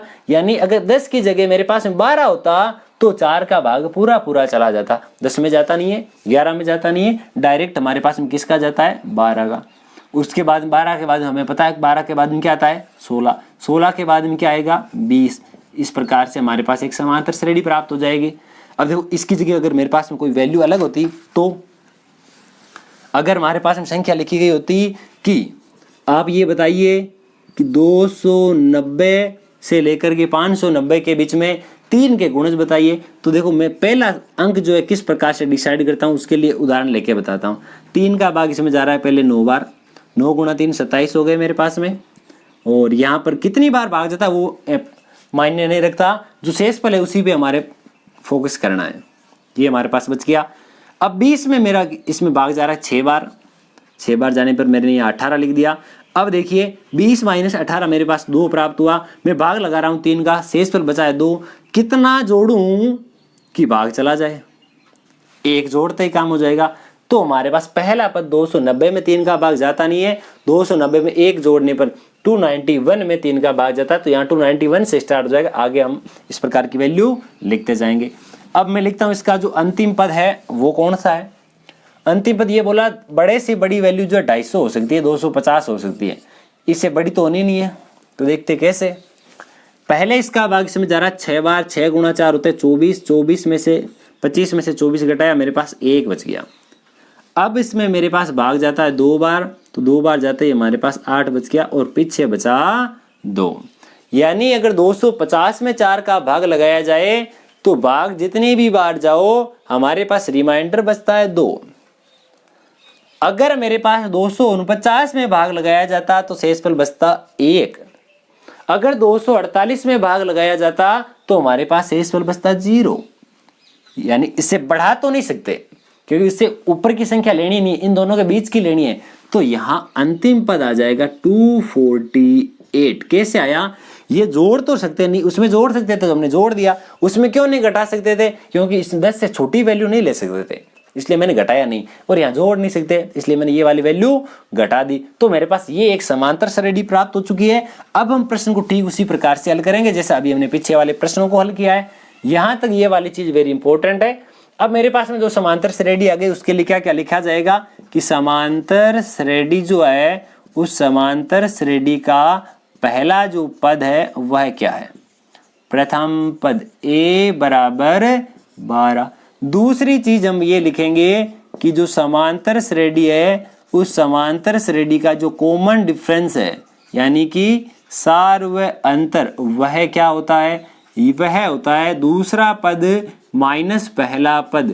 16 माइनस 12 बराबर 4। और ये हमें वैसे भी पता है क्योंकि ये सारी संख्याएं जो है वो 4 का गुणज है। अगर 5 के गुणज होती तो यहाँ 5 आता। ठीक है, समांतर श्रेणी में हमें पदों की संख्या पूछी गई है और समांतर श्रेणी हमें जो दी हुई है उस समांतर श्रेणी का अंतिम पद हमें क्या दिया हुआ, देखिए लास्ट टर्म an, उसको l से भी रिप्रेजेंट करते हैं, दिक्कत वाली बात नहीं है। 248 क्या होता है 248। अब देखो मैं यही वाला वापस फॉर्मूला अप्लाई किया जाएगा इसलिए मैंने इसको यहां तक अब तक रखा है। an बराबर a plus n minus 1 into d. ये हो गया हमारे पास में। अब हम क्या करेंगे, अब मैं लिख देता हूं, ये तो होता है चुंकी का निशान। अब an अंतिम पद हमें दिया हुआ है। देखिए प्रिय विद्यार्थियों, अंतिम पद हमारे पास में 248 दिया हुआ है, पहला पद हमारे पास में 12 दिया हुआ है, n यानी पदों की संख्या हमें पता ही नहीं है और d का मान मुझे 4 क्वेश्चन के अकॉर्डिंग। अब देखिए ये मेरे पास में जो 248 लिखा हुआ है इसमें से ये वाला 12 जो मुझे घटाना पड़ेगा, आगे बचेगा n माइनस 1 इंटू डी। अब इसमें से 12 घटा लेते हैं, 8 में से 2 घटाएंगे बचेगा 6, 4 में से 1 घटाएंगे बचेगा 3 और ये बच गया मेरे पास 2। इधर मेरे पास में जो है वो आया हुआ है n माइनस 1 इंटू डी। यहां पर हम लिख देंगे कि जो मेरे पास में 236 है उस 236 में भाग लगे, या देखिए यहाँ गुणा में, इधर आएगा तो भाग में हो जाएगा, तो यहाँ लिख देता हूँ भाग में 4 बराबर मेरे पास में लिखा गया है n माइनस 1। इतना मैंने लिख दिया। अब मैं क्या लिख देता हूँ कि n माइनस 1 जो है वो किसके बराबर, इसमें इसका भाग लगा देते हैं और बराबर में वैल्यू लिख देते हैं। पहले इसका भाग इसमें जाता है 5 बार, बच गया मेरे पास 3, और 36 में जाता है मेरे पास 9 बार। ठीक है, अब n-1 बराबर मेरे पास में 59 आया हुआ है, 1 कम 60 आया हुआ है, तो यहां से मैं क्या लिख सकता हूं, n बराबर, यहां से हम क्या लिख देंगे, n बराबर कि 59 माइनस का 1 इधर आए तो प्लस का हो गया, और 59 में 1 जोड़ते ही हमारे पास वैल्यू जो है वो 60 प्राप्त हो चुकी है। अब हम क्या लिखेंगे, अतः 10 से लेकर 250 के बीच लिख देता हूं, देखिए, अतः 10 से 250 के बीच 4 के गुणज पूछे थे, 4 के गुणजों की संख्या, 4 के जो गुणज है उन गुणजों की संख्या 60 ऐसी संख्याएं हैं जो 10 से लेकर के 250 के बीच में है, उन सभी में 4 का भाग पूर्णतया जाता है। ये इस प्रकार का ये प्रश्न हो गया। अब हम उससे भी आगे बढ़ते हैं। ये इस फॉर्मूले के आधार पर सारे प्रश्न जितने भी हमने देखे हैं उन सभी पे आप प्रैक्टिस करें। इनके आधार पर और भी कोई प्रश्न लिखे हुए हैं उनको भी हम सोल्व करने का कोशिश करें घर पे बैठकर। अब देखो, मैं बात करता हूँ योगफल से संबंधित हमारे पास में जो प्रश्न है उनके बारे में। योगफल के आधारित पर जो भी प्रश्न पूछे जाते हैं वो किस प्रकार से पूछे जाते हैं वो बात करते हैं। पहले हम ये देखेंगे कि योगफल का फॉर्मूला क्या होता है। योगफल का फॉर्मूला होता क्या है, जो सूत्र है वो क्या होता है। अभी हमने क्या देखा, अभी तक हमने केवल ये वाला एक फॉर्मूला है, इसी के आधार पर सारे प्रश्न किए हैं। अंतिम पद वाला भी इसी से मिलता जुलता था। मैं संख्या लिख देता हूं पहले, अभी आपको सूत्र भी बताया जाएगा। पहले मैं प्रश्न लिख देता हूं किस प्रकार का जो प्रश्न है यहां से हम हल करने वाले हैं। पहला है कि समांतर श्रेणी 8 3 -2 22 पदों तक योगफल ज्ञात करो। क्या पूछा है, समांतर श्रेणी के 22 पदों तक योगफल ज्ञात करना है। तो हमें एक सूत्र याद रखना है, फॉर्मूला याद रखना है कि समांतर श्रेणी के n पदों का फॉर्मूला, n पदों का योग, sum of n term in AP as n बराबर n/2 कोष्टक 2a plus n-1 into d, ये वाला होता है फॉर्मूला। क्या लिखा हमने, Sn बराबर n/2 कोष्टक 2a plus n-1 into d। एक फॉर्मूला और होता है, वो आता कहां से पहले उसकी भी बात कर लेते हैं। यहां मेरे पास लिखा n/2 कोष्टक, यहां लिखा गया n-1 इंटू d, ये कोष्टक बंद। यहां लिखा 2a, तो 2a के मैं 2 टुकड़े कर देता हूं, a प्लस a, ये हमने लिख दिया। यही वाला होता है फॉर्मूला। और ये वाली जो चीज है वह क्या है प्रिय विद्यार्थियों, यह वाली चीज तो अभी हमने पढ़ी थी ना। ये क्या है, अंतिम पद, nवा पद। अंतिम पद को हम किससे रिप्रेजेंट करते हैं, l या an से रिप्रेजेंट करते हैं। अगर l या n से रिप्रेजेंट करते हैं तो यहाँ देखिए ये वाला फॉर्मूला जाएगा n/2, ये वाला a और ये वाला अंतिम पद लास्ट टर्म l।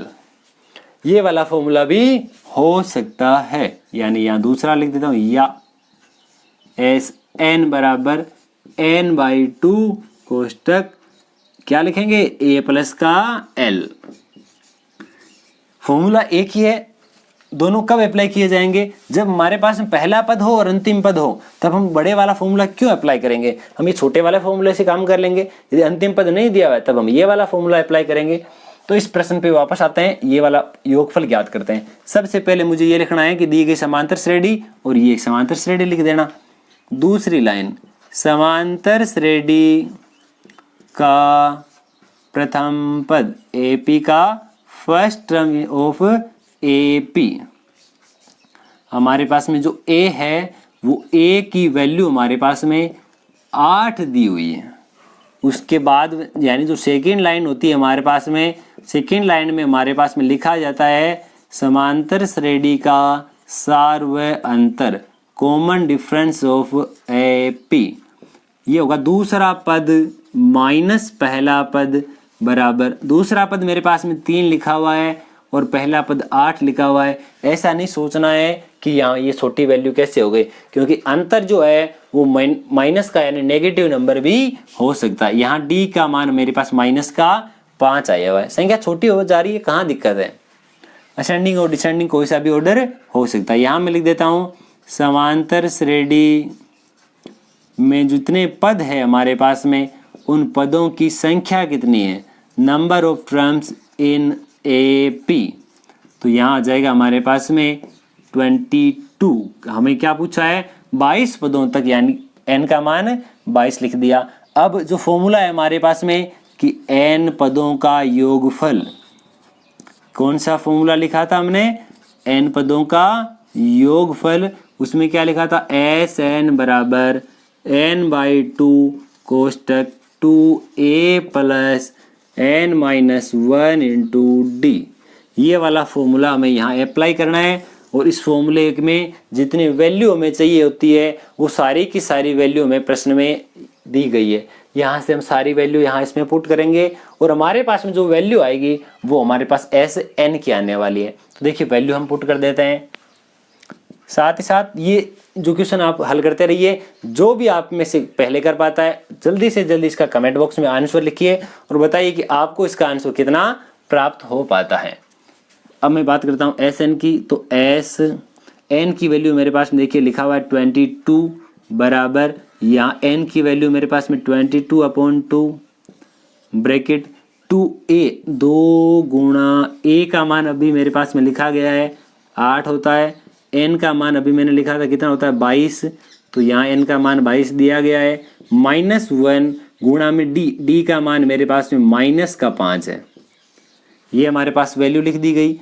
अब मैं क्या लिखता हूँ, इसका भाग इसमें जाता है 11 बार और ब्रैकेट में 8 गुणा 2 हो गए मेरे पास 16 प्लस 22 माइनस 1 यानी कि 21 हो गए, 21 गुणा -5। अब यहाँ गुणा करते हैं 11 कोष्टक 21 गुणा 5 हमारे पास होते हैं 105। कितने होते हैं 105। वैल्यू माइनस की आएगी क्योंकि ये वाली वैल्यू माइनस की है, 105 माइनस के और मेरे पास में 16 जो है वह प्लस के दिए हुए हैं। तो क्या करना पड़ेगा मुझे, 105 में से पहले मैं 6 घटा लेता हूँ, 105 में से 6 घटाएंगे तो हमारे पास में कितनी वैल्यू बचेगी 99। अब 99 में से मुझे ये वाला 10 और माइनस करना है तो यहाँ पर मेरे पास 89 बचेगा। संख्या माइनस की बचेगी वो बात है विशेष ध्यान रखें। हमारे पास आ गया माइनस का 89। अब हमें क्या करना है, अब हमारे पास जो भी वैल्यू आई है उस कोष्टक के बाहर हमारे पास में 11 लिखा हुआ है, 11 को इससे गुणा करेंगे तो हमारे पास में ये आएगा, ये माइनस का सिंबल, 9 का 9, 9 और 8 हमारे पास 17 हो गए, हासिल का बच गया 1, 8 और 1 कितना हो गया 9।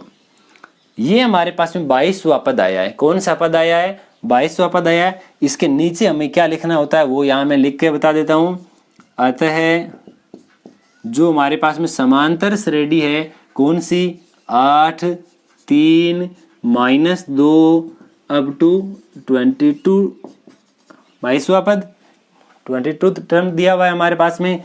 इस समांतर श्रेणी का कौन सा पद, क्या पूछा था, योगफल पूछा था, का योग यानी एस एन बराबर कितना है -979 है। इस प्रकार के हमें प्रश्नों को हल करना है तब हमें 3 नंबर प्राप्त होते हैं। आगे वाले प्रश्न पे बात करते हैं कि हमारा आगे वाला जो प्रश्न है वो क्या दिया हुआ है कि हमारे योगफल का पहला प्रकार का प्रश्न था।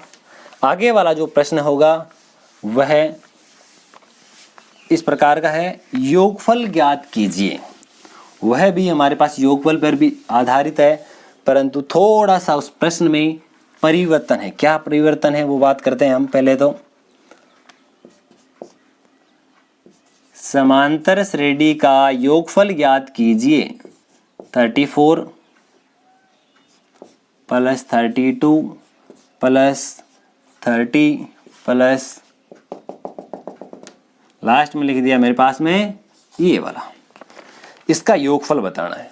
योगफल बताने से पहले एक बात गौर करो, हमें ऐसा कहीं पर भी नहीं लिखा इसमें पदों की संख्या कितनी है।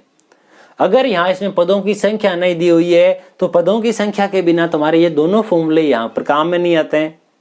अगर दोनों फॉर्मूले काम में नहीं आते हैं तो पहले मुझे पदों की संख्या ज्ञात करनी पड़ेगी। उससे भी पहले मैं यहाँ पर मेरे पास जो जो प्रश्न में दिया हुआ है वो मैं यहाँ लिख देता हूँ।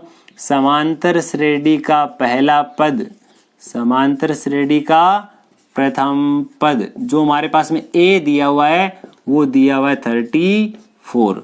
दूसरी चीज हम ये लिखेंगे कि समांतर श्रेणी का सार्वय अंतर यानी कि कॉमन डिफरेंस, हमारे पास में सार्वय अंतर जो है वह कितना दिया हुआ है, A2 माइनस A1। A2 कितना दिया हुआ है, ये 32, A1 कितना है 34, और मेरे पास में डिफरेंस कितने का है -2 का। यहां तक हमने लिखा। उसके बाद में ये वाला क्या है, इसका अंतिम पद, समांतर श्रेणी का अंतिम पद यानी लास्ट टर्म। अंतिम पद होता क्या है, या तो उसको an से रिप्रेजेंट करते हैं या उसको l से रिप्रेजेंट करते हैं, जो कि हमारे पास में 10 दिया हुआ है। पदों की संख्या है ही नहीं। अगर पदों की संख्या नहीं है तो पहले पदों की संख्या ज्ञात करने के लिए हम क्या करते हैं। अब देखो, इसके अंदर अगर वैल्यू सीधी डायरेक्ट पुट कर दी जाए तो हम n की वैल्यू है, a की n की वैल्यू नहीं है, a की वैल्यू है और d की वैल्यू है, ये भी नहीं दिया। अगर प्रश्न ऐसा दे दिया गया होता इनका योगफल इतना है तो पदों की संख्या ज्ञात करो, तब हम यही वाला जो फॉर्मूला है वो यहाँ अप्लाई कर देते। n की जगह क्या करते, n ही रख लेते, यहाँ a की जगह a वैल्यू, d की जगह d, और ऐसे यानी पदों की संख्या, पदों का जो योगफल है वो हमें दिया जाता है, उसको हम यहाँ पुट कर देते और यहाँ हम इसको हल कर लेते। हमारे पास एक द्विघात समीकरण बन जाती, उसको हल कर लेते, n की वैल्यू आ जाती। इसमें हमारे पास में योगफल नहीं दिया हुआ है, तब हम क्या करेंगे, हम वो पहले वाला फॉर्मूला अप्लाई करेंगे जो अभी हमने पीछे देखा था। a सबसे पहले an बराबर a plus n minus 1 into d, ये होता है समांतर श्रेणी का n वा पद ज्ञात करने का फॉर्मूला। n वा पद an बराबर मेरे पास में क्या दिया हुआ है वो भी देखिए। an बराबर मेरे पास में 10 दिया हुआ है, बराबर पहला पद हमारे पास में 34 यानी 34 दिया गया है, प्लस n माइनस 1 गुणा डी का मान मेरे पास में माइनस में दिया हुआ है 2। उससे आगे बढ़ते हैं, 10 मेरे पास में यहीं पर रहेगा, ये 34 इधर आने पर मेरे पास में माइनस का हो जाएगा, बराबर n माइनस 1 इंटू माइनस 2। अब हम क्या करेंगे, हम ये लिख देते हैं कि इन दोनों का डिफरेंस जो है मेरे पास में माइनस का 24 बचेगा, और इधर मैं लिख देता हूँ n माइनस 1 इंटू माइनस का 2। ये माइनस का 2 इधर आएगा तो प्लस का हो जाएगा। आगे क्या बचेगा, आगे बचेगा ओनली मेरे पास में n माइनस 1, और इधर मेरे पास में लिख दिया जाएगा -24 और माइनस का 2। अब इन दोनों वैल्यू जो है, दोनों ही वैल्यू माइनस के होने के कारण जब माइनस को माइनस से गुणा किया जाएगा तो माइनस माइनस हमारे पास प्लस हो जाएगा। अब 24 का डबल मेरे पास में होता है 48 यानी 48। अब क्या करते हैं, ये माइनस का n है, माइनस का 1 है, आगे जाएगा तो प्लस का हो जाएगा, ये हमारे पास हो गया प्लस का, और वैल्यू आ गई हमारे पास में 49 वैल्यू किसकी आई है, जो हमारे पास में समांतर श्रेणी है। समांतर श्रेणी में पदों की संख्या, number of terms in AP, कितनी दिए हुए हैं हमारे पास पदों की संख्या, n की वैल्यू हमारे पास में कितनी आ गई 49। यहाँ तक हमारा काम हो चुका। अब हमें पूछा था योगफल। अब देखिए कौन सा फॉर्मूला है जो इनमें से काम आ रहा है, जो छोटे वाला भी हमारे पास काम आ जाएगा। कैसे, n का मान हमारे पास में है, a का मान है l यानी अंतिम पद हमारे पास में दिया हुआ है। अगर आप ऊपर वाले सूत्र से हल करेंगे आंसर गलत नहीं आएगा, सेम उतने ही आंसर आएंगे जितना इस नीचे वाले से आएंगे। जो आपकी इच्छा हो, जो आपको सही सूटेबल लगे, वो वाला फॉर्मूला आपको काम में लेना है। तो देखिए मैं यहाँ लिख देता हूँ Sn बराबर n/2 कोष्टक a प्लस l। ये वाला जो फॉर्मूला है मैं अप्लाई कर रहा हूँ। Sn की जगह आ जाएगा s, n की वैल्यू मेरे पास 49, n की वैल्यू कितनी 49, बराबर यहाँ मेरे पास में आ जाएगा 49/2 इंटू a की वैल्यू मेरे पास में देखिए 34 लिखी हुई है, ये मेरे पास में वैल्यू आ गई 34, प्लस अंतिम पद क्या दिया हुआ मेरे पास में, ये रहा 10, तो यहाँ मैंने लिख दिया 10। अब क्या करते हैं, ये 49 अपने स्थान पर बट्टे में 2, इन दोनों को ऐड करने पर मेरे पास में आ गया 44, और इसको मैं छोटा कर देता हूँ, यहाँ मेरे पास हो जाएगा 22। अब 22 से इसको मल्टीप्लाई किया जाए, उसकी बजाय आप ऐसा लिख लो, यहाँ मेरे पास 49 इंटू 2 इंटू 11। किसी भी नंबर को 2 से इंटू करना दिक्कत नहीं है, 11 से इंटू करना वो भी दिक्कत नहीं है। इन दोनों को इंटू करेंगे तो मेरे पास में आ जाएगा 98। 11 से गुणा करना एकदम बच्चों का खेल है, आसानी से गुणा कर सकते। कैसे, ये हमारे पास में देखिए 8 का 8, 9 और 8 17, 17 का 7, हासिल बच गई 1, 9 में 1 हासिल वाला जोड़ दिया, ये हमारे पास 1078 आ चुके हैं। अतः दी गई समांतर श्रेणी के पदों का योगफल बराबर 1078 1078 है। ये हमारा प्रश्न यहाँ कंप्लीट होता है। अब हम इससे भी आगे बढ़ते हैं कि हमारे जो आगे वाले प्रश्न हैं वो किस प्रकार से दिए गए हैं। बहुत ही अच्छे प्रश्न है, अच्छा वीडियो होने वाला है। देखिए काफ़ी लोग हमारे पास जुड़े हुए हैं, जितने भी जने हमारे साथ जुड़े हुए हैं उन सभी को एक बार फिर से गुड मॉर्निंग। अब देखिए, अब हमारा जो आगे वाला प्रश्न होगा वो प्रश्न क्या दिया हुआ है, बहुत ही शानदार प्रश्न है, या कहा जाए कि वेरी वेरी इंपॉर्टेंट प्रश्न है। इस एक प्रश्न को हल करने से हमारे बहुत सारे डाउट क्लियर होने वाले हैं। एक ही प्रश्न में 3 या 4 प्रश्न छुपे हुए हैं, किस प्रकार से उन सभी का आंसर देना है, और हमें उनमें से किसी भी एक को भी स्किप नहीं करना है, भूलना नहीं है। सारी की सारी जितनी चीज़ें उसमें पूछी गई है सबका आंसर देते हुए चलेंगे। हमारा प्रश्न कुछ इस प्रकार से है कि इंपॉर्टेंट प्रश्न है, इस प्रकार के प्रश्न पूछे जाने योग्य होते हैं। प्रश्न है कि यदि समांतर श्रेणी के n पदों का योगफल सम ऑफ nth टर्म, n पदों का योगफल हमें दिया हुआ है 4n माइनस n स्क्वायर, ये हमारे पास में दिया गया है। और आगे हमारे पास में क्या है, तो इसका पहला पद क्या है, इसका पहला पद क्या है। यहां से प्रश्नों की शुरुआत हो गई है। प्यारे विद्यार्थियों, यहां ध्यान रखें कौन कौन से प्रश्न पूछे जा रहे हैं, प्रश्नों की संख्या का भी ध्यान रखें कि कहीं कोई प्रश्न आपसे छूट ना जाए। प्रश्न है कि समांतर श्रेणी के पदों का योगफल दिया हुआ है।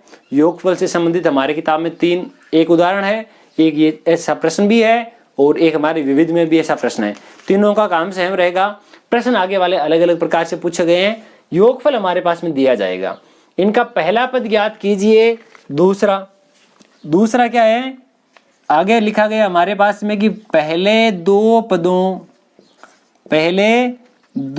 पदों का योग क्या है। पहले 2 पदों का योग जो है क्या है। दूसरा प्रश्न हमारे पास में ये हो चुका है। अब हम बात करते हैं तीसरे प्रश्न की। तीसरा प्रश्न इसी में पूछा गया है कि दूसरा पद क्या है।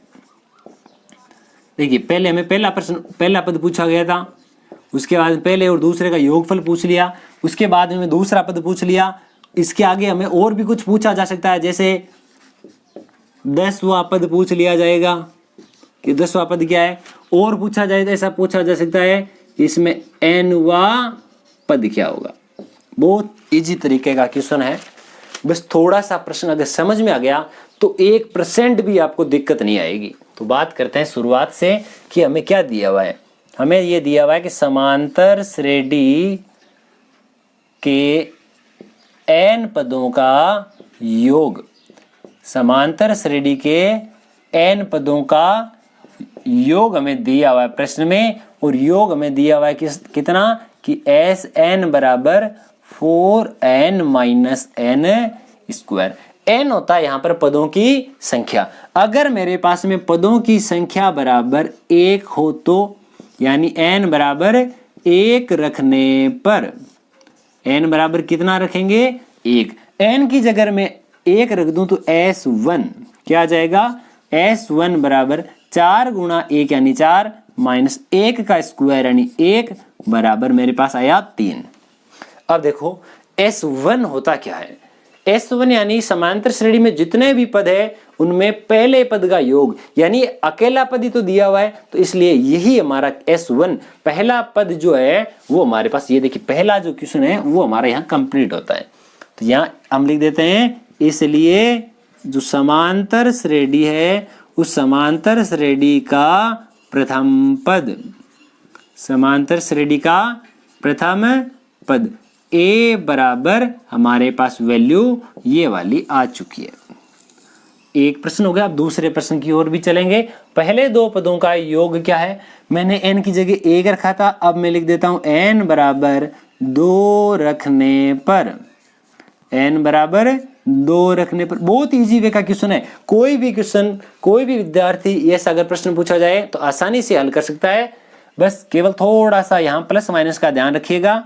तो यहाँ मैं लिख देता हूं, देखिए S2 बराबर ये 4 गुणा 2 हमारे पास 8 हो जाएंगे, 2 का स्क्वायर मेरे पास में 4 हो जाएगा, 8 में से 4 घटाएंगे तो हमारे पास में आएगा 4। 4 गुणा 2 8 हो गए, 2 का स्क्वायर हमने 4 लिख दिया, 8 में से 4 घटाने पर 4 आया। और ये जो 4 है वो क्या है, अब की बार मैंने पदों की संख्या 2 लिए, यानी S2 जो है वो होता है पहला पद प्लस दूसरा पद। S2 क्या होता है, S2 ऐसा होता है कि पहला पद प्लस दूसरा पद। हमारा दूसरा प्रश्न क्या था, पहले दो पदों का योगफल क्या है, तो ये हमारे पास हो गया पहले दो पदों का योगफल। इसलिए पहले दो पदों का योगफल हमारे पास में क्या आ गया, S2 बराबर 4। ये हमारा इतना काम हो गया। देखिए अब S2 होता क्या है, S2 होता है हमारे पास में, देखिए A1 प्लस A2, ये किसकी वैल्यू है, S2 की। S2 की वैल्यू हमारे पास में 4 लिखी हुई है, तो यहां में लिख देता हूं S2 बराबर 4 लिख दिया मैंने, बराबर A1 प्रथम पद A बराबर मेरे पास में 3 दिया हुआ है, प्लस A2। भी ये मैं क्यों लिख रहा हूं, क्योंकि ये 3 यहाँ प्लस का इधर आते ही हमारे पास में ये वाली वैल्यू माइनस की हो जाएगी, और मैं यहाँ लिख देता हूं कि A2 बराबर 4 माइनस 3 बराबर 1। ये किसका मान आया, A2। A2 क्या होता है, समांतर श्रेणी का दूसरा पद, समांतर श्रेणी का दूसरा पद। ये हमारा तीसरे प्रश्न का आंसर आ गया।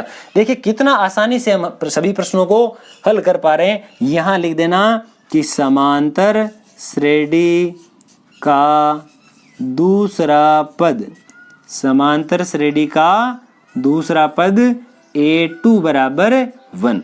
ये हमारा आ गया। देखिए हमें जितने भी प्रश्न पूछे गए हैं सबके आंसर बराबर परफेक्टली हमारे पास में आ रहे हैं। जैसे भी पद है, ये दूसरा पद भी हमारे पास आ चुका। अब इससे आगे और हमारे पास में इस प्रश्न में क्या क्या पूछा वो भी हम देख लेते हैं। आगे हमारे पास पूछा गया है इसका 10वां पद ज्ञात करो। समांतर श्रेणी का nवां पद ज्ञात करने का फॉर्मूला क्या लिखा था हमने, an बराबर a plus n minus 1 into d. ये समांतर श्रेणी का 10वां पद ज्ञात करने के लिए फॉर्मूला काम में लिया जाएगा। तो कैसे ज्ञात करेंगे, ये a, n यानी कौन सा पद, 10वां पद ज्ञात करना है। a यानी प्रथम पद अभी हमने लिखा था, ये वाला रहा मेरे पास में 3, प्लस n माइनस 1 यानी पदों की संख्या माइनस 1 d। अब देखिए सार व अंतर कितना है, सार व अंतर हमें पता है कि हमारे पास में देखिए पहला पद कितना आया, पहला पद हमारे पास में 3 आया, दूसरा पद हमारे पास में कितना आया, देखिए दूसरा पद हमारे पास में ये रहा मेरे पास में कितना, 1। तो यहां में लिखता हूं, देखिए पहला पद बराबर 3, दूसरा पद मेरे पास में 1। तो सार व अंतर यानी कॉमन डिफरेंस बराबर A2 माइनस A1 बराबर माइनस का 2। जो हमारे पास में कॉमन डिफरेंस है सार व अंतर की वैल्यू यहां लिख देना। सार व अंतर हमारे पास माइनस का 2 प्राप्त हुआ, यहां लिख देता हूं माइनस का 2। ये हमारे पास माइनस का 2 आ गया। अब हम क्या करेंगे, हमारे पास में समांतर श्रेणी जो है, समांतर श्रेणी का पहला पद हमारे पास में ये रहा, दूसरा पद हमारे पास में ये रहा, सार व अंतर ये रहा।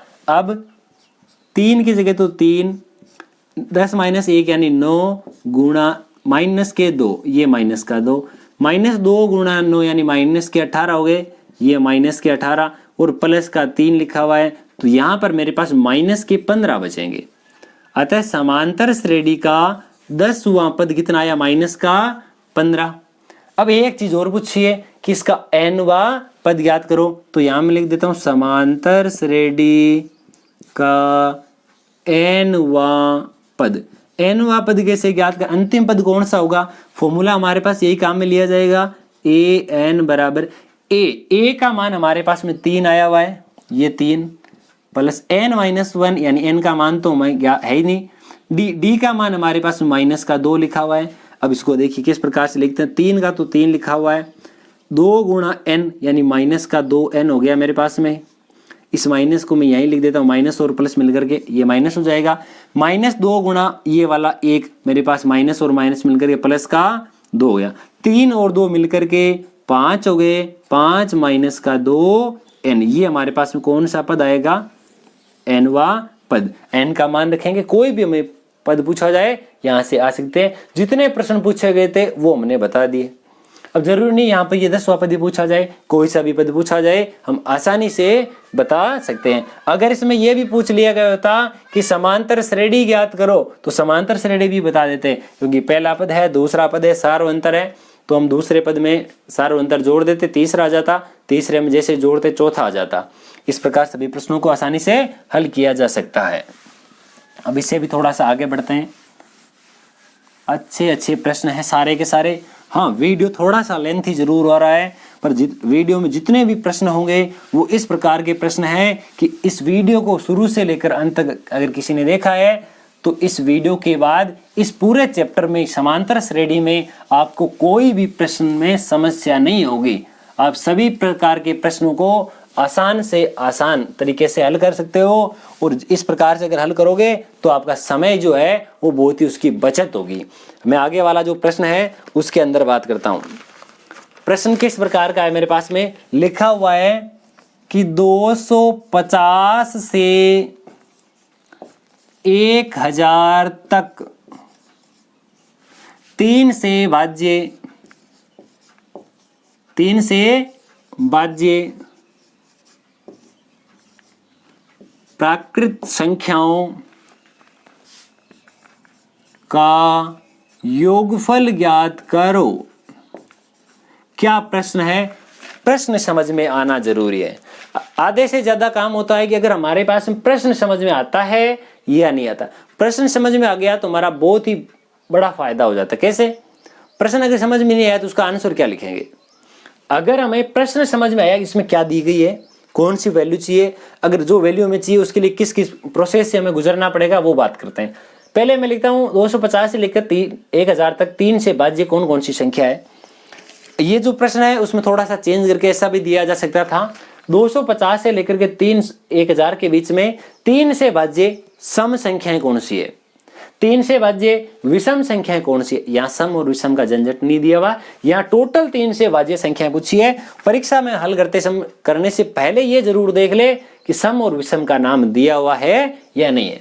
तो यहां मैं लिखता हूं 250 से 1000 तक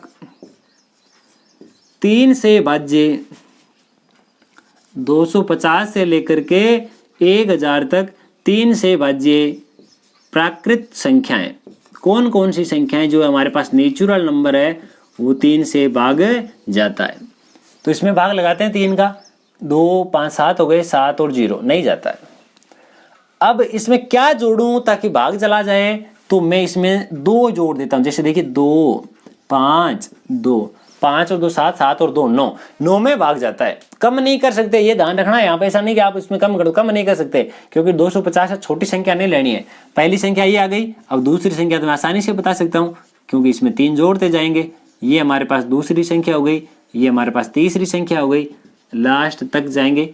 हमारे पास लास्ट में 1000 लिखा हुआ है।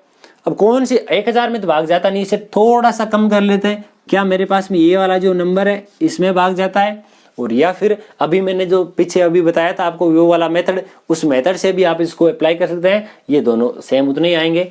अब मेरे पास में जो एक समांतर श्रेणी बनके तैयार हो गई, समांतर श्रेणी का प्रथम पद, समांतर श्रेणी का प्रथम पद, समांतर श्रेणी का प्रथम पद जो a है उसकी वैल्यू हमारे पास में दी हुई है। जो समांतर श्रेणी है उसका जो सार अंतर यानी कॉमन डिफरेंस है वो हमारे पास में 255 माइनस 252, जो हमें 3 के गुणज दिए गए थे, 3 से भाज्य संख्याएं दी हुई थी, इसलिए d का मान हमारे पास में 3 प्राप्त हो गया। अब हमें क्या बताना है कि समांतर जो श्रेणी है उसका अंतिम पद कौन सा है, a n वा पद क्या है, या उसको l से भी रिप्रेजेंट कर सकते हो, ये हमारे पास में दिया गया है। फॉर्मूला क्या होता है, ए एन बराबर a प्लस n माइनस 1 गुणा d, यही वाला फॉर्मूला। इसमें बहुत सारे प्रश्न हम कर चुके हैं। ए एन का मान मेरे पास में 999 दिया हुआ है, उसके आगे a का मान मेरे पास में दिया हुआ है 252 प्लस n माइनस 1 और इनटू में मेरे पास 3 लिखा हुआ है। ये प्लस का इधर आएगा तो माइनस का हो जाएगा, मैं घटा देता हूँ साथ ही साथ। 9 में से 2 गया 7, 9 में से 5 गया 4, 9 में से 2 गया 7, बराबर मेरे पास में लिखा हुआ n माइनस 1। ये गुणा में 3 है, इस गुणा में के अंदर जो 3 लिखा हुआ है इसको मैं इधर लेके आ जाता हूँ। अब इसमें भाग लगाते हैं, देखिए कितनी बार भाग जाता है मेरे पास में। आगे मेरे पास लिखा है n माइनस 1 बराबर 3 का भाग 7 में गया मेरे पास में 2 बार। अब कितने बच गया मेरे पास में, यहाँ 1 और ये 4 24 में मेरे पास में कितनी बार भाग जाता है, देखिए 3 का भाग लगा रहा हूँ मैं। किसका भाग लगा रहा हूँ, 3 का। पहले ये भी देख सकते हो, आप जांच भी कर सकते थे कि 7 और 7 14 हो गए, 14 और 4 18 यानी भाग तो पूरा जाता है। जैसे ही मैंने 7 में भाग लगाया 2 बार, शेष फल मेरे पास में बच गया 1 के साथ में जैसे 4 लिखेंगे, 14 में मेरे पास में भाग जाता है कितनी बार, 3 बार। 3 बार गया, अब मेरे पास यहाँ 2 बच गए, 2 और 7 27 में जाता है मेरे पास में 9 बार। ये माइनस का 1 है, आगे जाएगा तो प्लस का हो जाएगा, और मैं यहाँ से ऐसा लिख सकता हूँ कि n बराबर 239 प्लस 1 यानी कि मेरे पास आ गए 240, यानी 250 से लेकर के 1000 के बीच में 240 ऐसी संख्या है जिनमें इसका भाग जाता है। अगर हमें पूछा जाता कि 250 से लेकर 1000 तक के बीच में कितनी संख्याएं 4 से 3 से विभाजित है, तब हमारा ये काम हो जाता, क्योंकि हमें पहले वाला जो प्रश्न है वो यहीं तक किया था, इतना ही हमें पूछा गया था। इसमें एक चीज और पूछ ली कि उन सभी का योगफल ज्ञात करो। योगफल अर्थात SN ज्ञात करना है। SN होता है n/2 कोष्ट, यहाँ पर तो ये वाला फॉर्मूला भी यहाँ काम आ जाएगा, A प्लस L। तो हमारे पास n का मान 240, A का मान हमारे पास 252, L का मान अंतिम पद 999। तो फटाफट से इसका आंसर जो है वो कमेंट बॉक्स में लिखकर बताइए कि आपको इसका आंसर जो है वो कितना प्राप्त होता है। सारी वैल्यू दी हुई है, 3 लाइन में हमारा आंसर खत्म हो जाएगा। जल्दी से जल्दी बताइए पहले इसका आंसर कौन देता है। ये वाला जो प्रश्न है बहुत ही अच्छा प्रश्न है। जो पहले हमने ऐसा प्रश्न किया था जो जिसमें लिखा था 4 से भाज्य संख्याएं, उसमें 4 5 3 7 कुछ भी दिया जा सकता है। जो हमें प्रश्न पूरा पूछा गया है, भाषा उसकी पूरी पढ़े। इसमें योगफल भी पूछा है, उसमें योगफल नहीं पूछा गया था। और आगे बढ़ते हैं हम।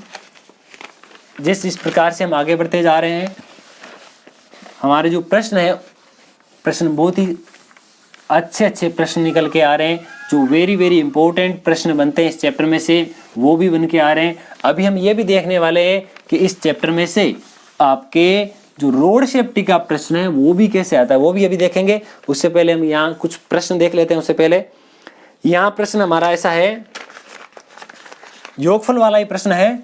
एक समांतर श्रेणी 9 7 25 9 7 25 के कितने पद लिए जाए ताकि उनका योगफल जो है वो आपके पास में 636 हो जाए, 636 हो जाए।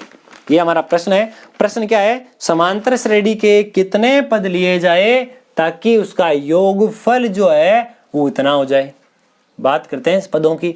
मैंने क्या बताया था, जब वो मैंने काम लिया था कि समांतर श्रेणी का योगफल ज्ञात कीजिए, उसमें हमें पदों की संख्या पूछी थी।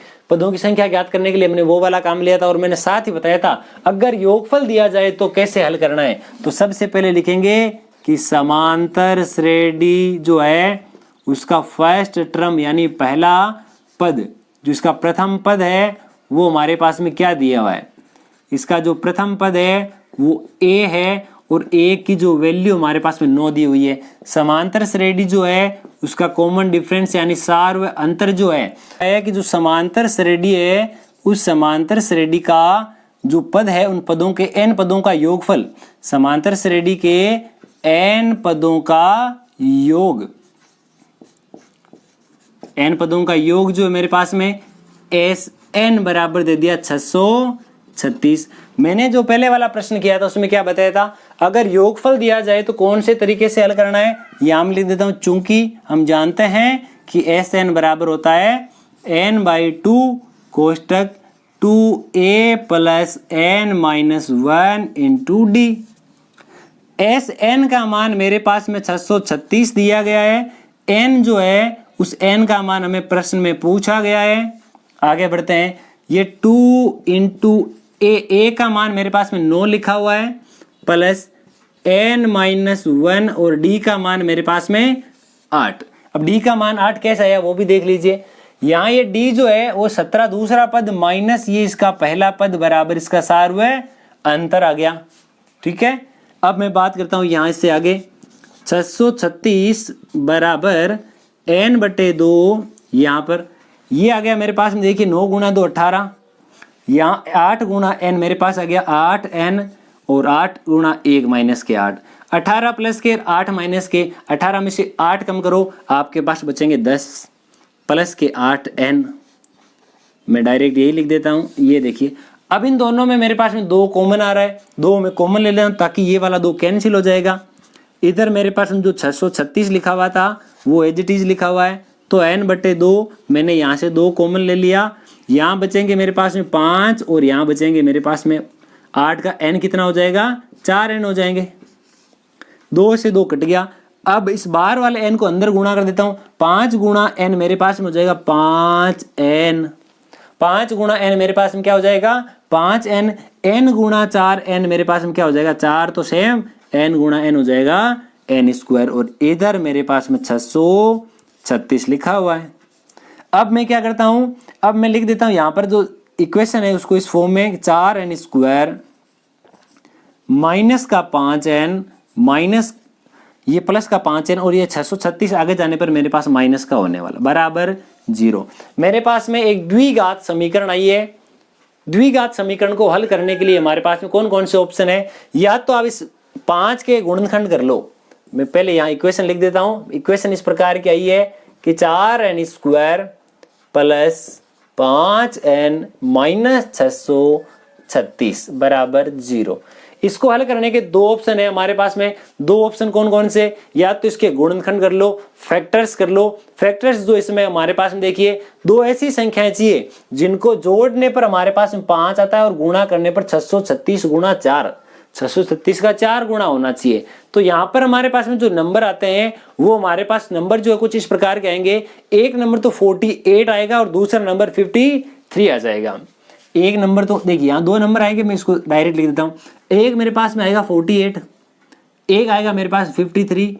इनमें से बड़ी वैल्यू कौन सी लेनी है, बड़ी वैल्यू प्लस की होनी चाहिए। बड़ी वैल्यू हमारे पास कौन सी होनी चाहिए, प्लस की। वैल्यू जो बचेगी लास्ट में प्लस की होनी चाहिए। ये वाला प्लस हो जाएगा, ये वाला माइनस हो जाएगा। आगे पीछे इनको कैसे भी लिख सकते हो आप। ये हमारे पास आ गया, यहाँ मेरे पास में 4n² और यहाँ मेरे पास माइनस का 636। अब इस वैल्यू को आप इसके आधार पर भी कर सकते थे, कंपलसरी नहीं, आप ऐसा ही करो। आपने पढ़ा था हमने कल वाले के अंदर, एक बाबा जी हुए थे। कौन से बाबा जी, श्री श्री धराचार्य जी महाराज। श्री धराचार्य सूत्र हमने क्या लिखा था, श्री धराचार्य सूत्र के अनुसार x बराबर -b plus -b² upon 2a होता है। क्या लिखा था हमने, x बराबर -b plus -b² minus 4ac upon 2a। a b c की वैल्यू हमारे पास लिखी हुई है। इन दोनों में से कोई भी एक तरीके से हल कर सकते हैं। यहाँ मैंने इसको आप फैक्टर करके बता दिए। अब फटाफट आपका काम क्या है, यहाँ इसका आंसर n की वैल्यू क्या आएगी। n की वैल्यू यहाँ से 2 प्रकार की आएगी, n प्लस और माइनस। हमें पता है पदों की संख्या कभी माइनस में नहीं हो सकती, व्यक्ति की उम्र कभी माइनस में नहीं हो सकती, किसी का भार कभी माइनस में नहीं हो सकता, इसलिए ध्यान रखें, इस प्रकार के प्रश्नों को हल करते समय कभी भी ऋणात्मक उत्तर मत दे देना कि समांतर श्रेणी में पदों की संख्या -25 है। -25 कभी नहीं हो पाती। फटाफट से इसका आंसर कमेंट बॉक्स में लिखिए, बताइए कि इसका आंसर जो है वो कितना आता है। तब तक हम उससे आगे वाला जो प्रश्न है वो मैं लिख देता हूं कि आंसर हमारा जो आगे वाला प्रश्न होगा वो किस प्रकार का है। अब हम आगे वाला जो प्रश्न है उस पर चलते हैं। ये बताइए, साथ ही साथ ये भी बताते रहिए कि आज का ये वीडियो जो है किस प्रकार का लगता है। हमारी इस लाइव क्लासेस के दौरान ये हमारी 5वीं क्लास है। 5वीं क्लास से पहले जितने हमारे 4 चैप्टर हो चुके थे, आगे आने वाले लाइव क्लासों के दौरान कंटिन्यू चैप्टर होते जाएंगे। सभी अपने दोस्तों में शेयर करें, अपने जितने भी क्लासमेट्स है, फ्रेंड सर्किल में जितने भी हमारे पास में या कोई रिलेटिव है जो 10th क्लास में पढ़ता है, उस तक ये वीडियो जरूर पहुँचाए, ताकि वो इस बचे हुए टाइम पीरियड में आसानी से कम टाइम में अपना सिलेबस पूरा कर सके। इसी के साथ अगर आपके फ्रेंड सर्किल में या कोई रिश्तेदार वगैरह कोई भी 9th 10th 11th या 12th किसी भी क्लास में पढ़ता है, तो उसके लिए हमारे इस चैनल पर प्रतिदिन वीडियो अपलोड किए जाते हैं। 10th क्लास की पूरी बुक जो है हमारे चैनल पर अपलोड की जा चुकी है, जिसका लिंक नीचे डिस्क्रिप्शन में दिया हुआ है। 12th क्लास जो मैथमेटिक्स है उसके लिए भी हमारे पास में 4 चैप्टर अब तक अपलोड किए जा चुके हैं, और यहाँ आने वाले कुछ ही समय में पूरी किताब आपको देखने को मिलेगी। इसी प्रकार 11th क्लास के भी 5 चैप्टर अपलोड किए जा चुके हैं, 9th के भी कुछ किए जा चुके हैं। आने वाले समय में प्रत्येक क्लास के लिए आपको ये सुविधा देखने को मिलेगी। ज़्यादा से ज़्यादा हमारे इस YouTube चैनल को सपोर्ट करें। अब मैं आगे वाला जो प्रश्न है वो बात करता हूँ उस प्रश्न पर। प्रश्न कुछ ऐसा है कि लिखा हुआ है 20 19 सही 1/4, 18 सही 1/2, 17 सही 3/4 का कौन सा पद प्रथम ऋणात्मक पद है। देखिए, सेम ऐसे प्रश्न हम बहुत सारे कर चुके हैं। का कौन सा पद प्रथम ऋणात्मक पद है। मैं इसको तरीका बता देता हूं, हल आपको करना है। कौन सा पद प्रथम ऋणात्मक पद है। प्रथम ऋणात्मक पद है। ऋणात्मक पद कैसे होगा, ये संख्या धीरे धीरे जाके कम हो रही है, लास्ट में आकर ऐसा आएगा एक जगह कि जो हमारे पास में नेगेटिव नंबर भी आने प्रारंभ हो जाएंगे। मैं एक बार के लिए मान लेता हूं कि मैंने मान लिया इसको हल करते समय मेरे पास अंतिम पद जो है, अंतिम धनात्मक पद जो है वो मेरे पास मैंने मान लिया 0। ठीक है, लगातार धीरे धीरे बढ़ रहे हैं। यहां से माइनस की संख्या जैसे स्टार्ट होगी उससे पहले क्या आता है 0। मैंने मान लिया अंतिम धनात्मक पद है 0, तो मेरे पास में जो समांतर श्रेणी है वो कुछ एक बार के लिए ऐसी हो जाएगी 0 तक। अब मुझे क्या करना है, देखो लिखने का पूरा पोर्शन आपको बता देता हूँ किस प्रकार से, किस प्रोसेस के साथ आपको लिखना है। समांतर श्रेणी का पहला पद बराबर 20। समांतर श्रेणी का सार अंतर यानी कॉमन डिफरेंस जो है वो 19 से 3/4 में से 20 घटाओगे तो आपको 3/4 प्राप्त होगा। वो भी वैल्यू जो है माइनस की प्राप्त हो रही है। इसमें डी जो है ऋणात्मक आ रहा है, डी का मान भी हमने लिख दिया। अब ये इसका अंतिम पद है ए एन का मान। किसका मान है, ए एन का मान। ए एन का जो फॉर्मूला है हमारे पास में a + n - 1 × d, ये वाला तरीका काम में लेंगे। यहाँ पर ए एन की जगह हम 0 रखेंगे। a का मान हमारे पास में 20 रहेगा, n का मान हमें क्या करना है यहाँ से ज्ञात करना है, और ये वाला जो d है उस d की वैल्यू भी हमारे पास में यहाँ दी हुई है। देखिए कैसे, ए एन जो है उसकी जगह मेरे पास में 0 लिखा हुआ है, a की जगह मेरे पास 20 लिखा हुआ है, n का मान मुझे फाइंड आउट करना है, और d का जो मान मेरे पास में कितना आया था -3/4। लिखना पूरा है, लिखना पूरा का पूरा आपको लिखना है। जैसे ये 20 इधर प्लस का इधर आएगा, मेरे पास माइनस हो गया 20। ये 3/4 गुणा में इधर आएगा तो मेरे पास में 4 ऊपर चला जाएगा और 3 नीचे आ जाएगा। ये माइनस और ये माइनस मिलकर के प्लस हो जाएगा। यहाँ तक हमने लिख दिया। अब हमें क्या करना है, इधर मेरे पास क्या बच गया, इधर मेरे पास बच गया n - 1। अब मैं इनको हल करता हूँ। पहले यहाँ लिखता हूँ, देखिए मेरे पास में 4 × 20 मेरे पास में क्या होता है 80। 80/3 बराबर n - 1। 80 में 3 का भाग लगाना है। 80 में 3 का भाग कितनी बार जाता है, इसका भाग इसमें देखिए पहले मेरे पास में जाता है 2 बार, बच गया मेरे पास 2। 20 में मेरे पास कितनी बार जाता है 6 बार, यानी हो गए 26। अब यहाँ मेरे पास और बच गए 2, 26.6 के समथिंग आ रहा है। ठीक है, ये बराबर आ रहा है मेरे पास में n-1 के, तो यहाँ से मैं कह सकता हूँ जो n है उस n की वैल्यू -1 इधर आएगा, प्लस का हो जाएगा, ये आ गया 27.6। क्या पॉइंटों में वैल्यू पॉसिबल है? नहीं है। यानी इधर से हम जैसे ही चलते हैं जहां इसके ऋणात्मक पद शुरू होते हैं उससे ठीक पहले अंतिम जो धनात्मक पद होगा, वो कोई भी पद हो, चाहे हमने माना क्या था 0, अगर 0 मानते हैं तो पदों की संख्या होती है 27.6, ऐसा नहीं है। अतः इस समांतर श्रेणी का प्रथम ऋणात्मक पद 27.6 तो नहीं हो सकता, इसे 27.6 से ठीक आगे वाली जो पूर्ण संख्या है वह कौन सी होगी? अतः दी गई समांतर श्रेणी का जो हमारा प्रथम है, जो हमारा प्रथम धनात्मक, जो हमारे पास में प्रथम ऋणात्मक है, प्रथम ऋणात्मक संख्या है, वो कौन से नंबर की होगी? क्या पूछा? ये हमारे पास में एक समांतर श्रेणी है कि इसका कौन सा पद प्रथम ऋणात्मक पद है, इसका कौन सा पद प्रथम ऋणात्मक पद है, तो वह पद हो जाएगा हमारे पास में 28वां पद, क्योंकि ये वाला पूरा कंप्लीट नहीं होता है, इसलिए क्योंकि ये तो कब आया था, अगर हमने 0 माना था, ये हमारे पास पदों की संख्या हो जाएगी। अब देखिए एक प्रश्न और ले लेते हैं। इसमें प्रश्न हमारे पास में इस प्रकार का है कि हम एक समांतर श्रेणी में 4 संख्याएं हैं, एक समांतर श्रेणी में 4 संख्या है और हमें दिया हुआ है उस चारों संख्याओं का योग कितना है, वो है 20, और उनके वर्गों का योग दिया हुआ है। समांतर श्रेणी का योग हमारे पास 20 दिया है, उनके वर्गों का जो योग है सम ऑफ स्क्वायर वो हमारे पास में 120 दिया हुआ है, और पूछा है चारों संख्याएं ज्ञात करो।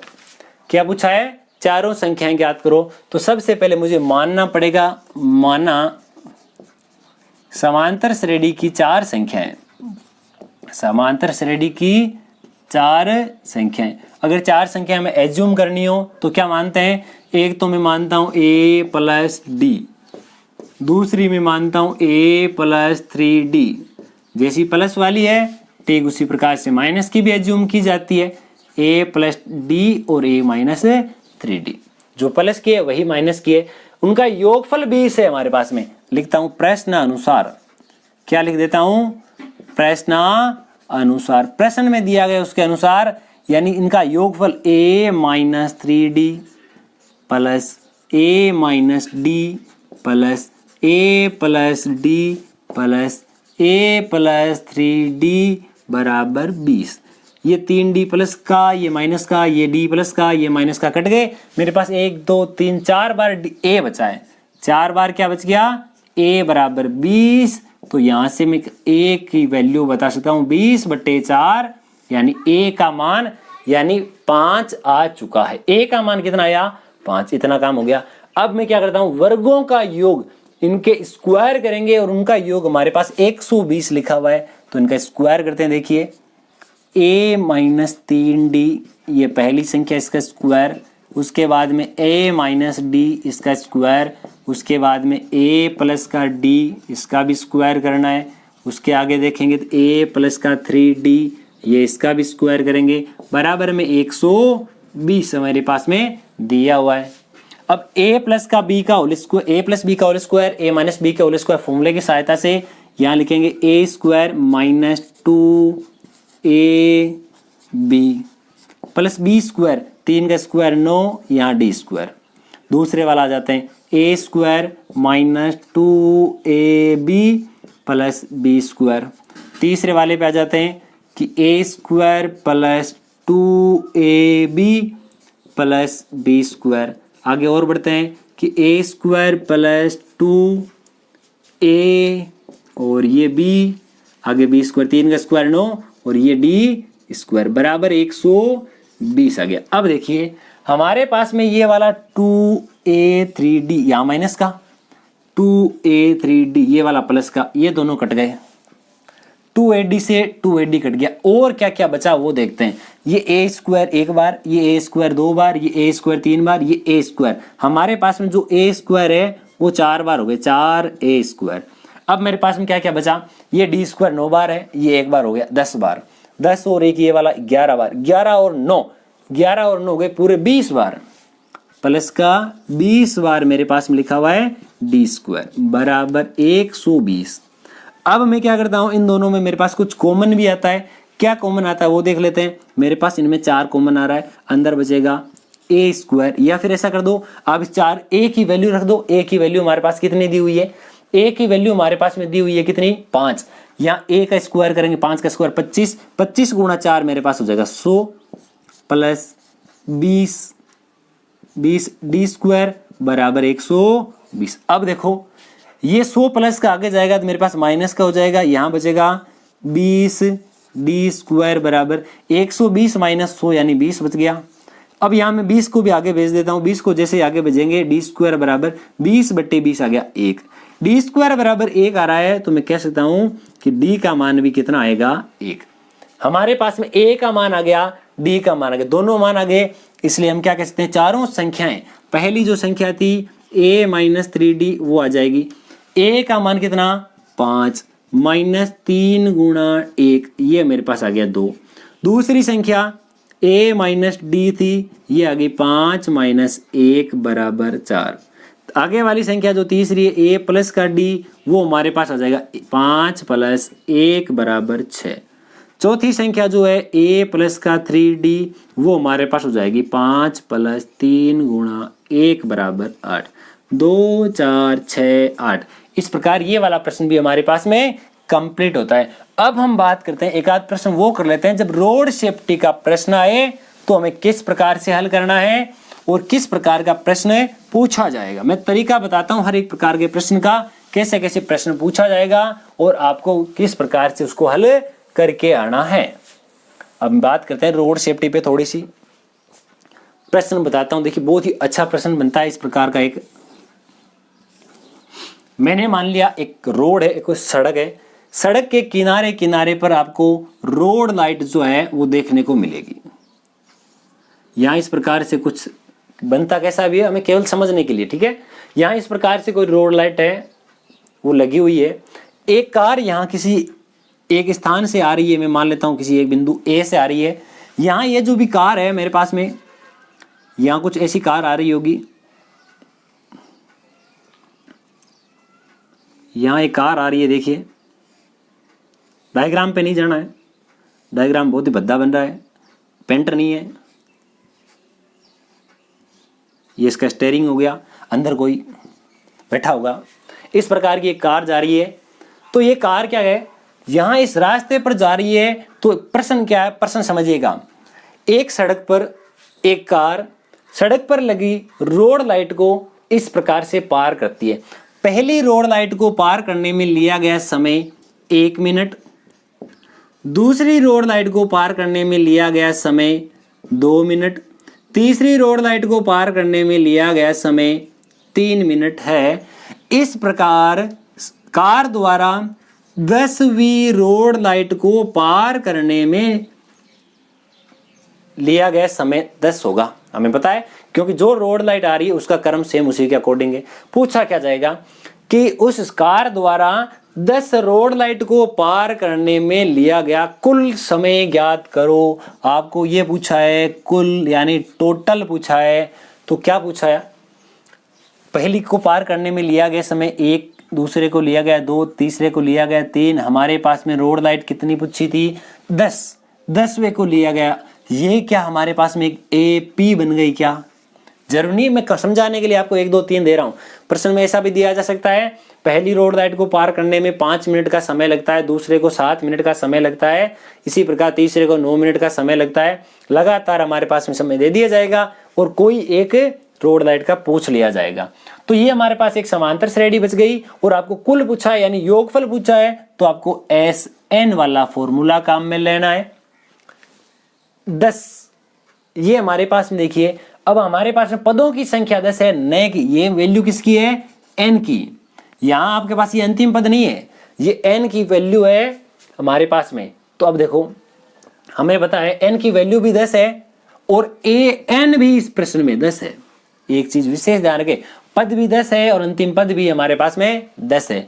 तो SN बराबर जो हमारे पास फॉर्मूला है, ऐसे नहीं कि दो, उनमें से कोई भी एक अच्छा सा फॉर्मूला आपको जो अच्छा लगे वो रख सकते हैं और यहाँ इसकी ये वैल्यू निकल के आ जाएगी। आशा करते हैं आपको ये प्रश्न बहुत ही अच्छा लगेगा। अब देखिए और भी इसमें प्रश्न पूछे जा सकते हैं, किसी भी प्रकार का कोई प्रश्न पूछा जा सकता है। आने वाले वीडियोज़ में आपको ये भी धीरे धीरे बताया जाएगा कि आने वाले वीडियो में जैसे ये हमारा जैसे चैप्टर कंप्लीट हो जाता है कल, या ये तो आज मॉर्निंग टाइम का हो गया, इवनिंग टाइम में जो भी हमारा आज शाम 5 बजे वीडियो आने वाला है उसमें हम देखेंगे टिग्नोमेट्री में, यानी हमारे चैप्टर नंबर 3 आते हैं। कौन कौन से? 6, 7 और 8 तीनों चैप्टर टिग्नोमेट्री के हैं। टिग्नोमेट्री में जो 6 नंबर चैप्टर है, 7 नंबर है, वो 8 नंबर है। कितने मार्क्स के पूछे जाते हैं, कितने प्रश्न पूछे जाते हैं, कौन कौन से प्रश्न जो हमारे बोर्ड एग्जाम में आते हैं उनमें से वो सारी चर्चा की जाएगी। आज की इस वीडियो की यही समाप्ति करते हैं। आशा करते हैं आज का वीडियो आपको बहुत ही अच्छी प्रकार से समझ में आया होगा। ये वीडियो अपने सभी दोस्तों में शेयर करें। वीडियो को शुरू से लेकर अंत तक देखने आपका बहुत बहुत धन्यवाद। मिलते हैं इसी प्रकार के एक वीडियो के साथ शाम 5 बजे। तैयार रहिएगा।